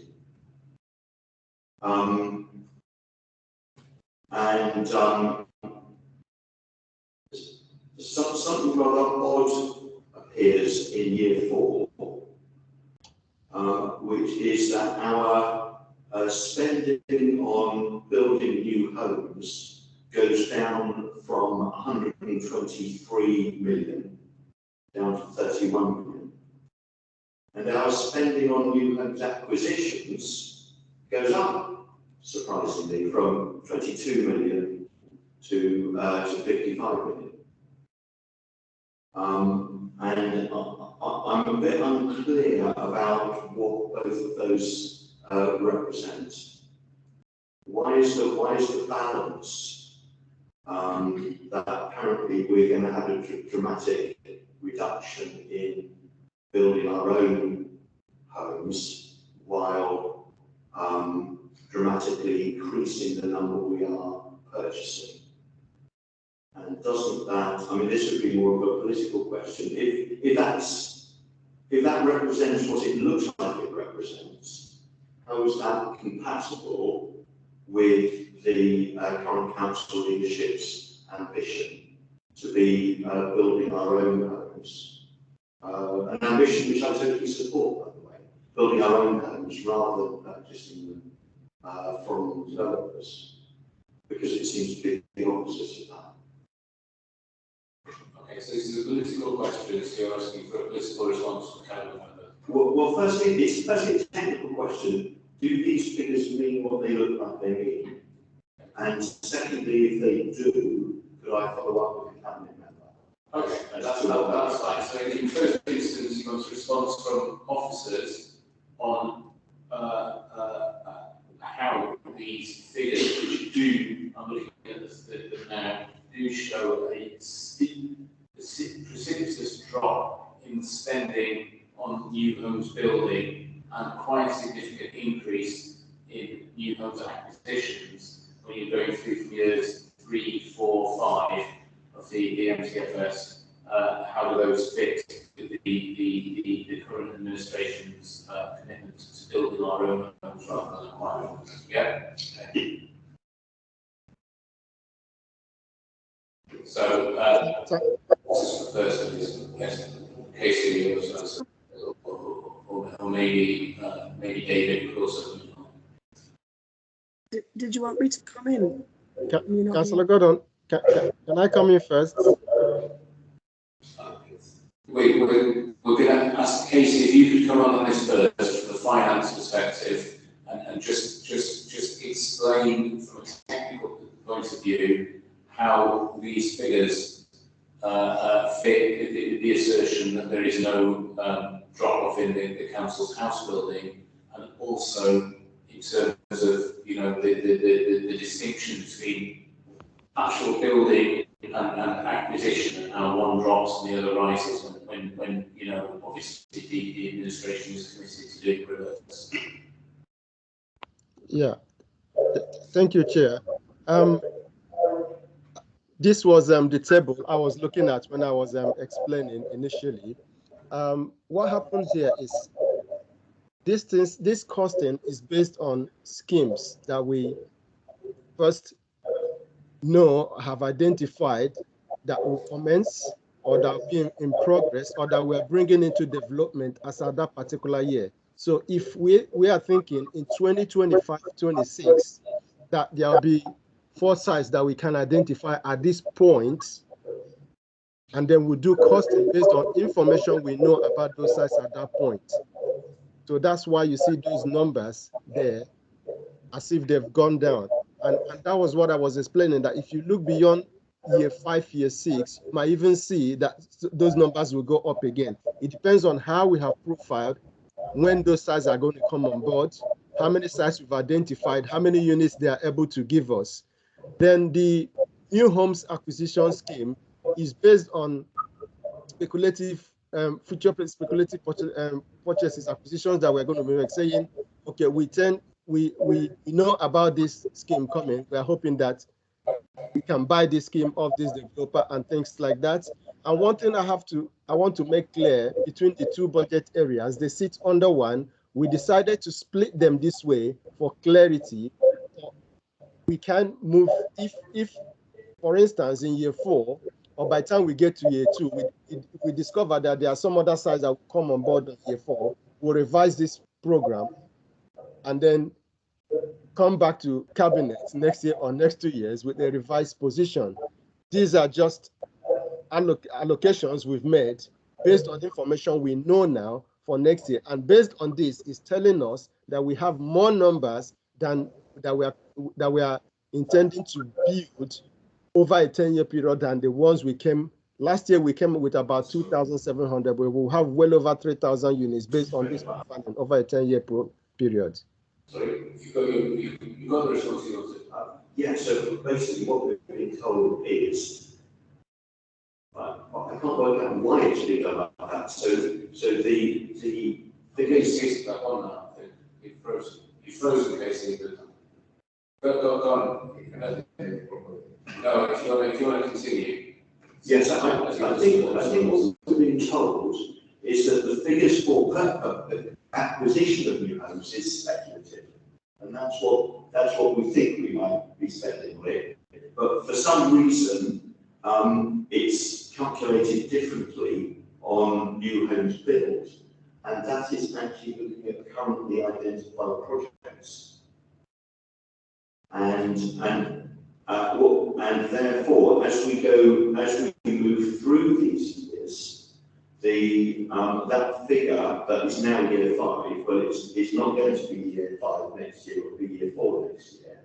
But that figure for 2026 to 27 is going to increase because new projects will be identified, and the likely investment for those new projects is then going to be put in that column. I think that's what we've been told, and if so, I'm happy with that answer. That's what I understood as well. Ju- Did Noah manage to paraphrase what you said? Just to add, if you look at this, we should look at it over a 5-year period. You will see that new homes build is almost twice acquisition.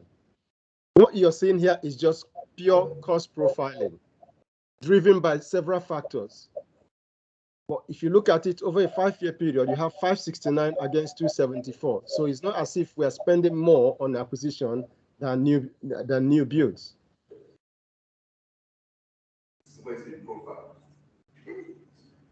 Yeah, okay, thank you very much. That makes sense. So, are you happy with that response then? You don't need any more? Or... I think you might understand the second response, but I'm hoping my original understanding was correct. Okay, so you're happy with that response? You don't need us to go to the cabinet member for a political statement on this. Okay. Hello? Bruce, do you want to come in on this? Did you want me to come in, Matthew? Well, if you'd like to, and I think Noah's satisfied with the technical response he got, but if you want to answer it, then please go ahead. Well, hopefully you can hear me. I'll try to speak slowly. Yeah, you can hear you. Are you having difficulty hearing me? I'll try. I can hear you. Oh, okay. Okay, so just to say that there isn't been any change. We're implementing the manifesto. It's just as Casey is explaining how and when the schemes will come into the program, and we provisioned for 3,000 homes over 10 years, and there was some front loading, if you remember, from the beginning of the program, which was done on the basis of getting homes in quickly. So there was a greater emphasis on acquisitions at the beginning of the program, and that's what's reflected here. But when those acquisitions come into where we have at the stage where we have to purchase them, that's what's shown in the figures. It's not changed from any strategy at all. Actually, it doesn't reflect that. I hope that's clear. Yeah, thank you very much. Thanks for that. Yeah, thanks for that, Ruth. That was very helpful. Thank you very much.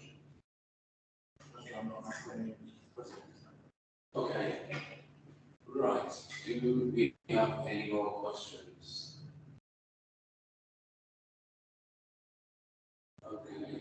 So, we seem to have exhausted all the questions that the panel members have on the budget. So thanks very much for that. So, I guess now we need to run some recommendations to send to OSC. So we've had basically 4 areas of questioning. We had a number of questions at the beginning on the civic centre project. We had a discussion on capital budget and whether there was any, or what provision there was for what aspects of the Seven Sisters Ward's Corner area.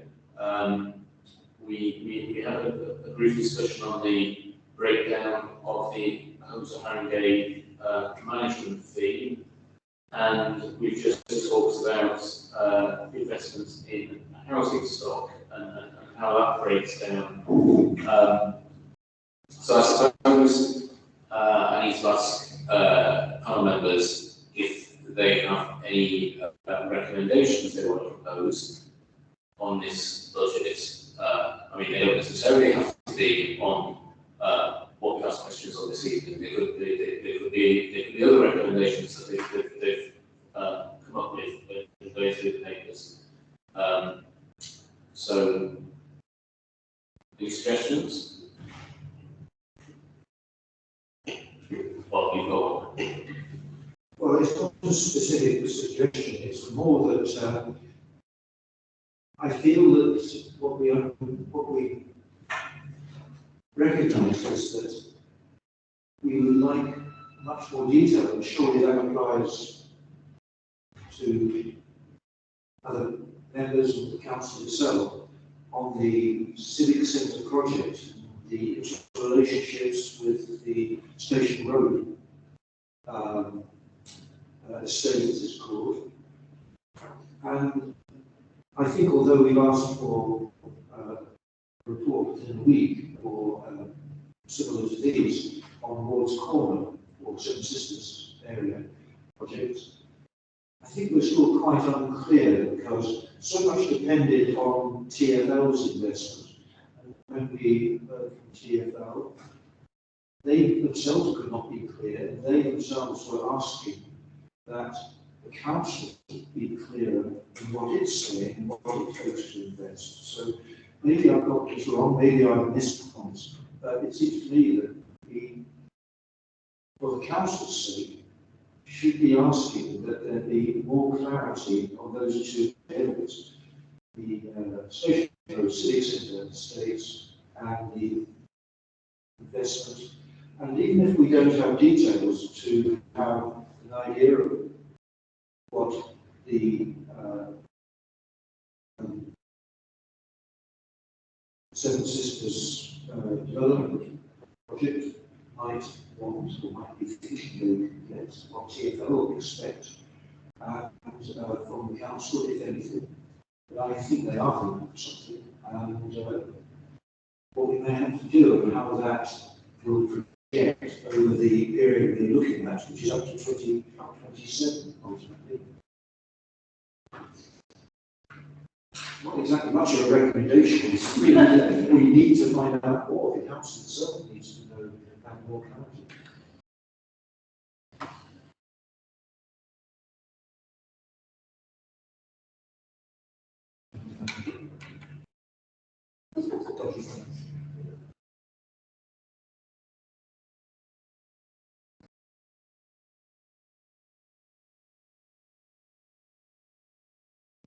Okay, so effectively you're asking for further reassurances from the cabinet member on the civic centre project, how it relates to the council's properties on Station Road, and similarly on Ward's Corner.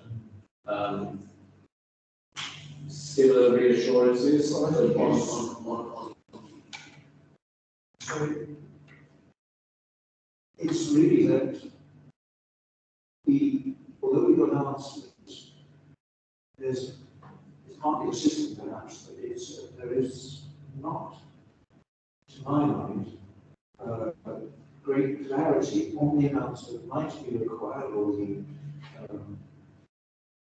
potential for the need for investment or the wish to have investment over this quite long period that we're looking at. Those are big projects, and there's not absolute certainty to my mind. I know that we were promised more clarity on the civic centre and Station Road estate in the January cabinet paper. That same sort of clarity coming ought to be there as far as we can do it with the Seven Sisters Regeneration project. Okay. Charles. I was going to recommend, I think more or less in line with what you're saying, but I think just to be clear, what we should be asking for is that, what I've said is that clarity should be provided on the Woods Corner project. Number one, in terms of the site itself for the market, the council's role in that. That's number one. And number two, in terms of the CPO, the adjoining properties around that, because that point was made by Councillor earlier in this discussion.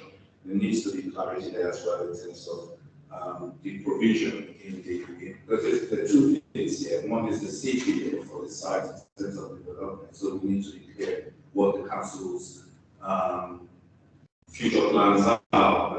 That's number one.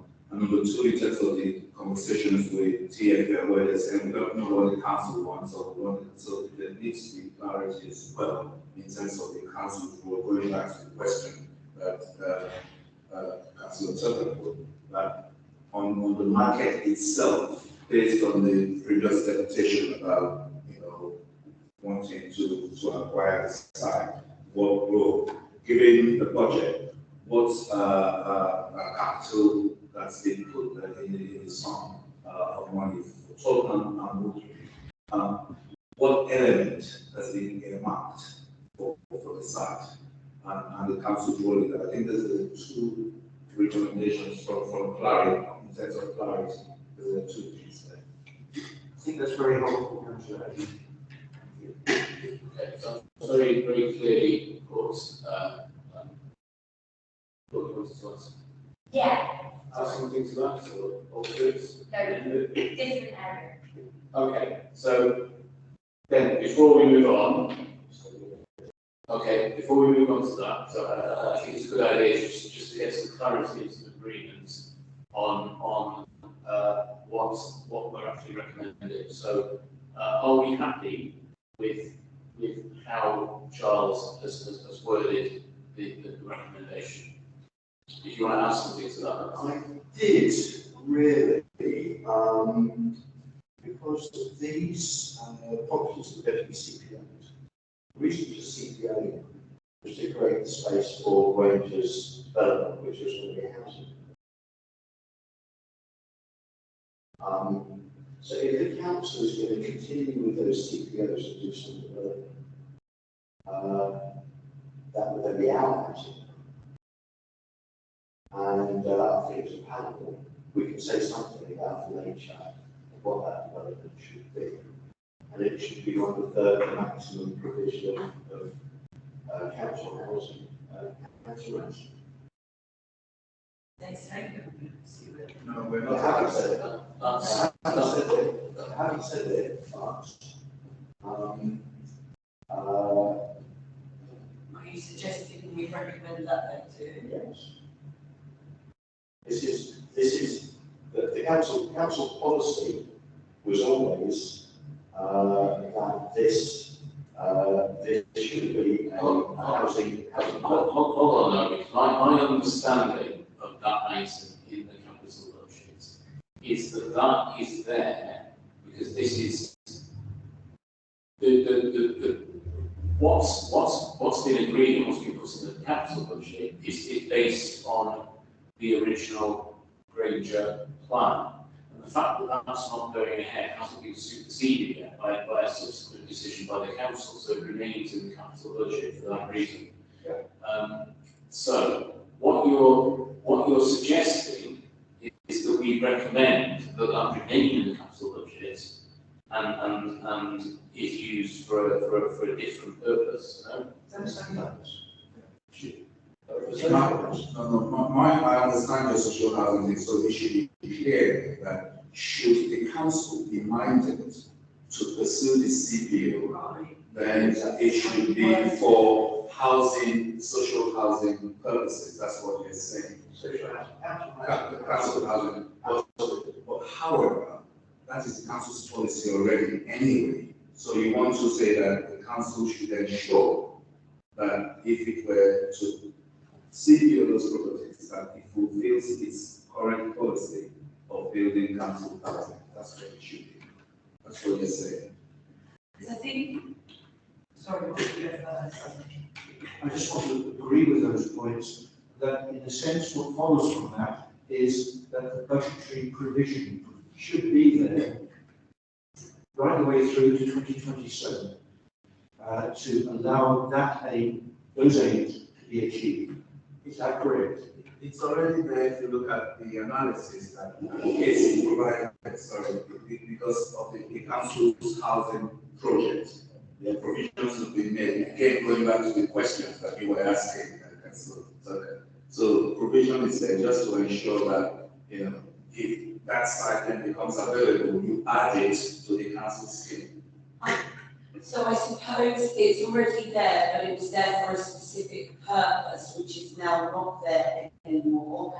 So if it's going to remain there, I suppose what we're trying to do is make sure that we're clear that we recommend that, you know, yes, that CPO or that provision is there, but it shouldn't then just be there in order to be used for the next developer who comes along. If it is going to remain in the budget, is this how I understand what both of you were saying? Is that it should be for social housing? Yeah, I agree with that. Okay, but Because we're not recommending that we spend any more money, it's just money that's there, but if it were to be used, it would be. I think we should keep our recommendations on this quite narrow and focused on the budget, because, you know, we are doing separately to tonight's meeting a mini scrutiny in this area, and we're still in the middle of hearing evidence on that. So we don't want to be making those kind of recommendations. We're probably leaving that until we've heard all the evidence. Are you suggesting we don't make that? No, I'm not suggesting. I'm suggesting that the kind of recommendation that's being suggested that if that remains in the council budget, and if the council is minded to carry out the CPO, it should be used to provide the majority of council homes at council rents. But that would be good. We don't then stray into the you know, to go any further than that. We're just talking about the budgetary items. Yeah. Oh, sorry, that's quite all right, happy with all of that. It's just that Granger having called out, the CPO goes ahead. Originally, it was for Granger to redevelop the Suffield Road area as well.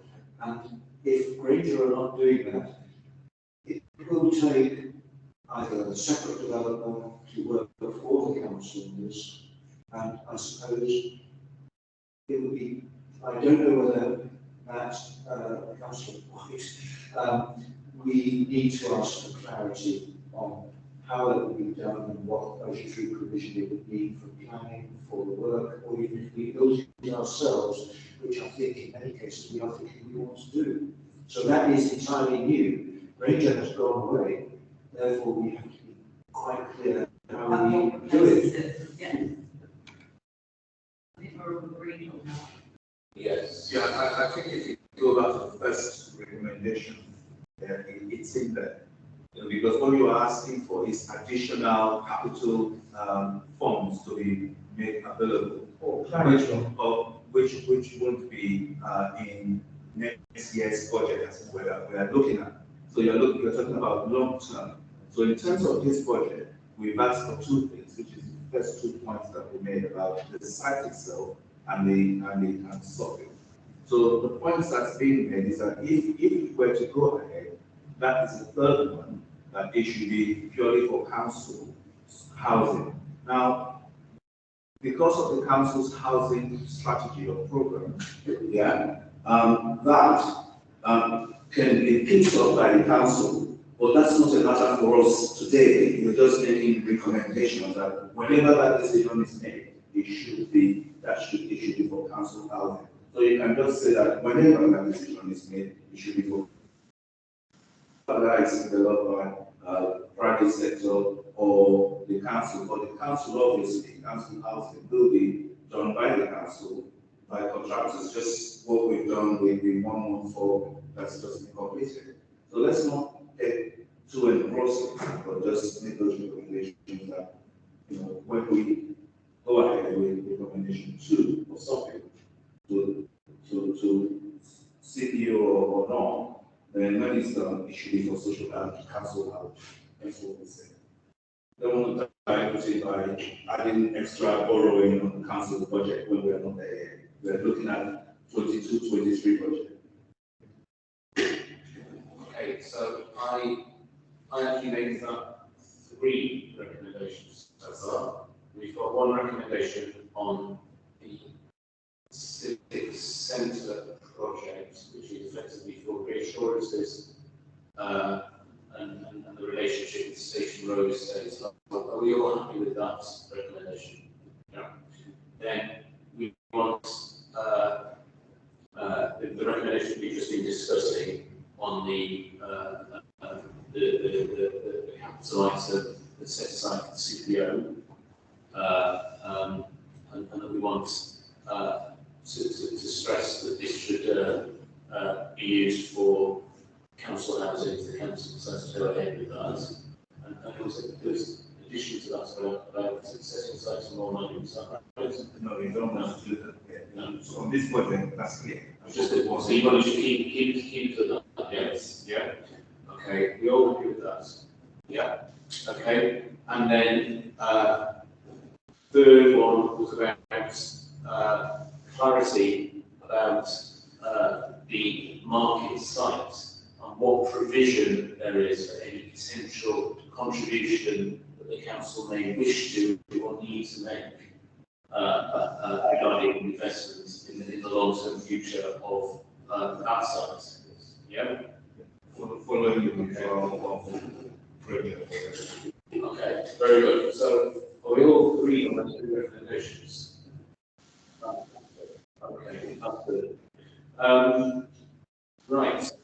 Anything else? Matthew, can I make just a little comment? Yeah, is that all right? Go ahead. Go ahead. Yeah. Okay. Yeah. Yeah. I'm really sorry because of the quality of the sound, etc. And it's made it very difficult for people to get detailed answers for everything. So the first thing is, please send in writing anybody any more clarifications you need to get proper answers to whatever you didn't get. The this moment in time. Second, can I not being sure whether will be. So yeah, because particularly that covered some of the questions about the civic center, which I hope they're okay. In the bottom line of that note, I did stress that there is no connection at this moment in time between that, the civic center, and the possible annex and the station road properties. This is something that will. You said, sorry, you wanted to make a brief comment. It seems like you're attempting to provide a response. Yeah, no, I just said that that's as well. Bear that in mind. But the main point I'm making is any questions if you want to send in writing, I'll make sure that the relevant officers will be responding in detail. I'm finding it really difficult to hear what you're saying, Doris, but I think we're just going to have to check. So my understanding is that the part of the meeting where we make our recommendations is our part of the meeting. It's not for the chair or the cabinet. So you should call it in other. Okay. He asked to make a brief comment. I allowed him to make a comment, but it wasn't actually possible for us to hear what he had to say, and we'll just leave it at that. But it's for us to make our recommendations. This is what we're doing. Right, we are making our recommendations. Okay. So through your chair, the panel makes its recommendation. It goes to the Public Scrutiny Committee. They consider it, and it goes to the cabinet, and then that's when the cabinet member then provides the response to the panel in terms of its recommendations. So you will make time when he said, make your comment. But we hear what you say, but we still need to proceed with the recommendations as from the panel's point of view. appropriate for us to hear comments now. Thank you, Charles. Okay, all right. Let's continue then. You have something to say? Sorry, I'm going to take that seat now because I've got another question, but I also think there's a recommendation related. So I was just looking at the HRA again, and the financing is opposed to the investment, and about half of the financing is borrowing. So there would typically be interest rates and so on with that. I just want to make sure that that's been accounted for, and that it is comfortable that we're borrowing half of what we're spending, and we're not actually doing as much revenue as it initially looks like. Sorry, it's in the table on page 60.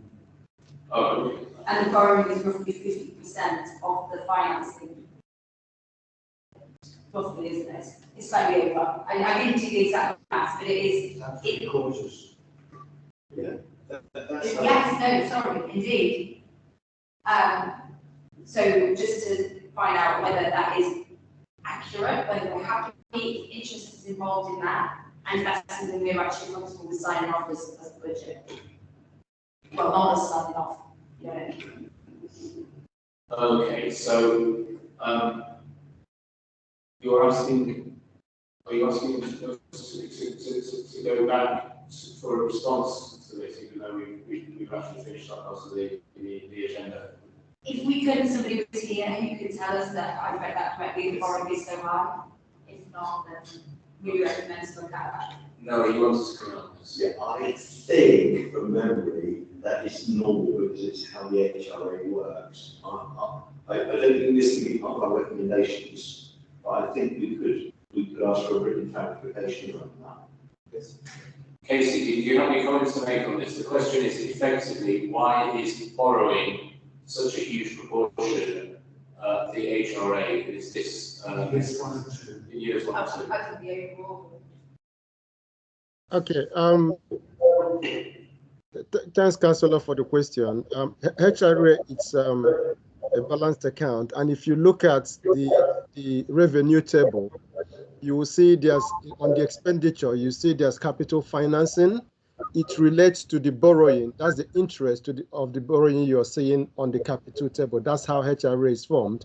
And if that's interest, if we don't have enough capacity, enough cover within the HRA to pay that interest off, it wouldn't work. This HRA is a balanced budget based on the fact that HRA has enough capacity, enough revenue generation to pay off this borrowing.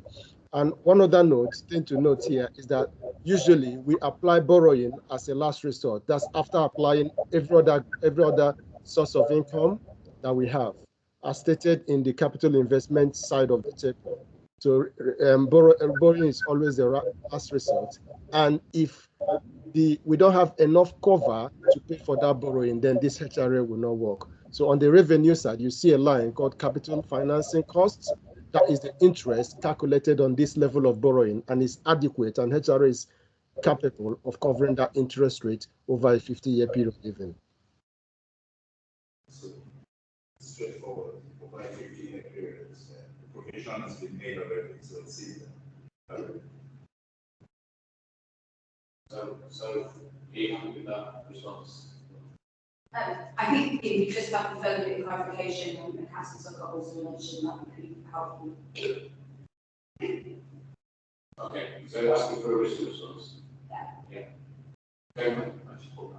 Yeah, okay. All right, so can we get that further clarification in writing to the panel, please? Just to explain fully that situation. Okay.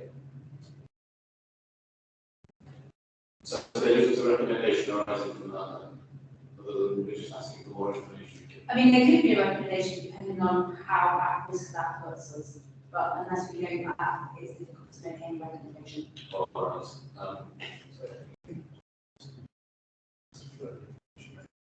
So when you form this to ask for responses,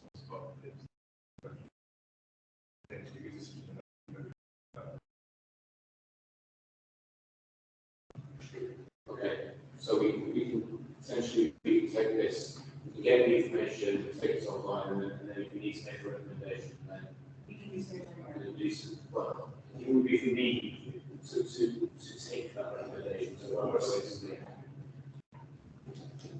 Okay.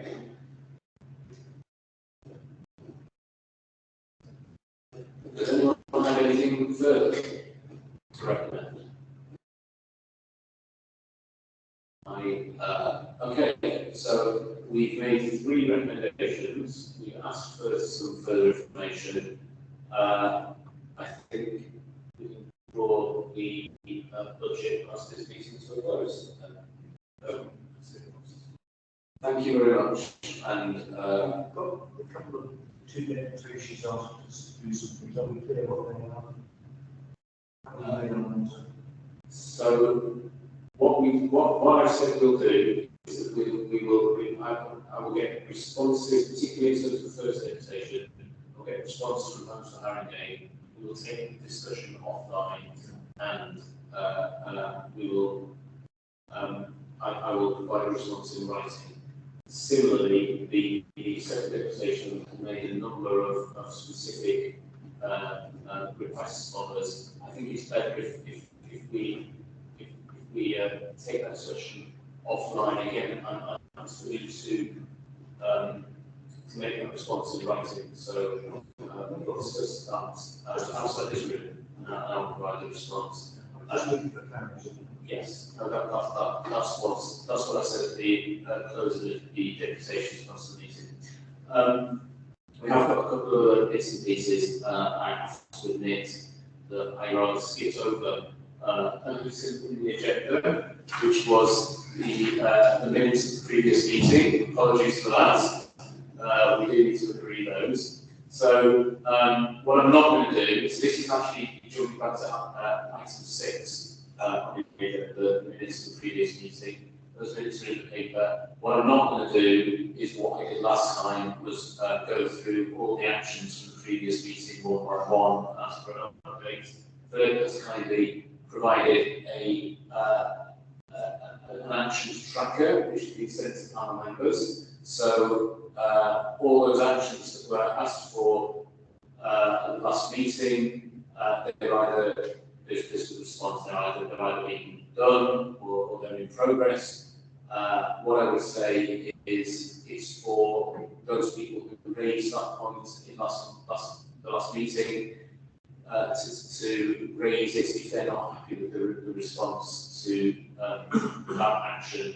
So I suppose the first thing is, are we happy that the minutes in the papers are a correct record of our last meeting? No comments about accuracy. Okay, so we can agree those minutes as a correct record of last meeting. Okay. So does anyone have anything to raise on the matters arising from those minutes?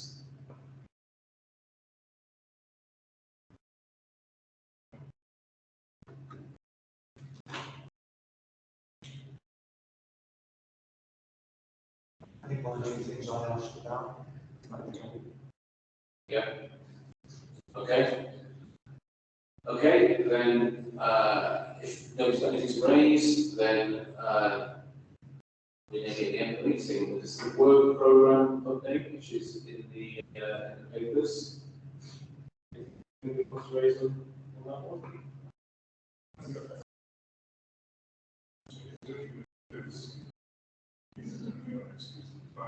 So yeah, just in terms of the work programme, I guess we have one meeting left in March. We can do yourself.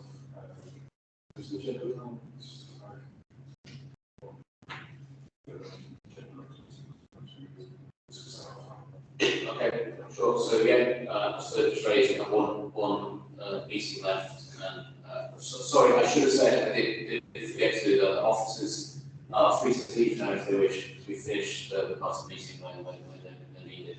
So you can go and have your dinner.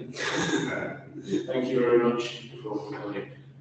Yes, we've got one further meeting. That's on the 26th of February. It looks like it's Saturday, 26th February. Yeah, that's what I'm looking at. It says 26th. Let's say 26th. So that's what I'm checking on my phone. It says 28th on our work programme. Okay. So I'm going to assume that's correct. It's not true. It's absolutely right. 28th. It's the Monday, yeah. Yeah. Okay, so 28th of February is our next meeting. If anyone's got anything that they want to bring to that meeting, well, we can discuss that offline. Presumably one or two evidence sessions will come. Absolutely, yes. Yeah, our evidence sessions, the diary is one of them. Yeah. There's certainly more stuff. So, okay. Oh, very good. Okay, right, so that's all for today. Thank you very much, everyone. We can close the meeting. Thanks a lot. Thank you.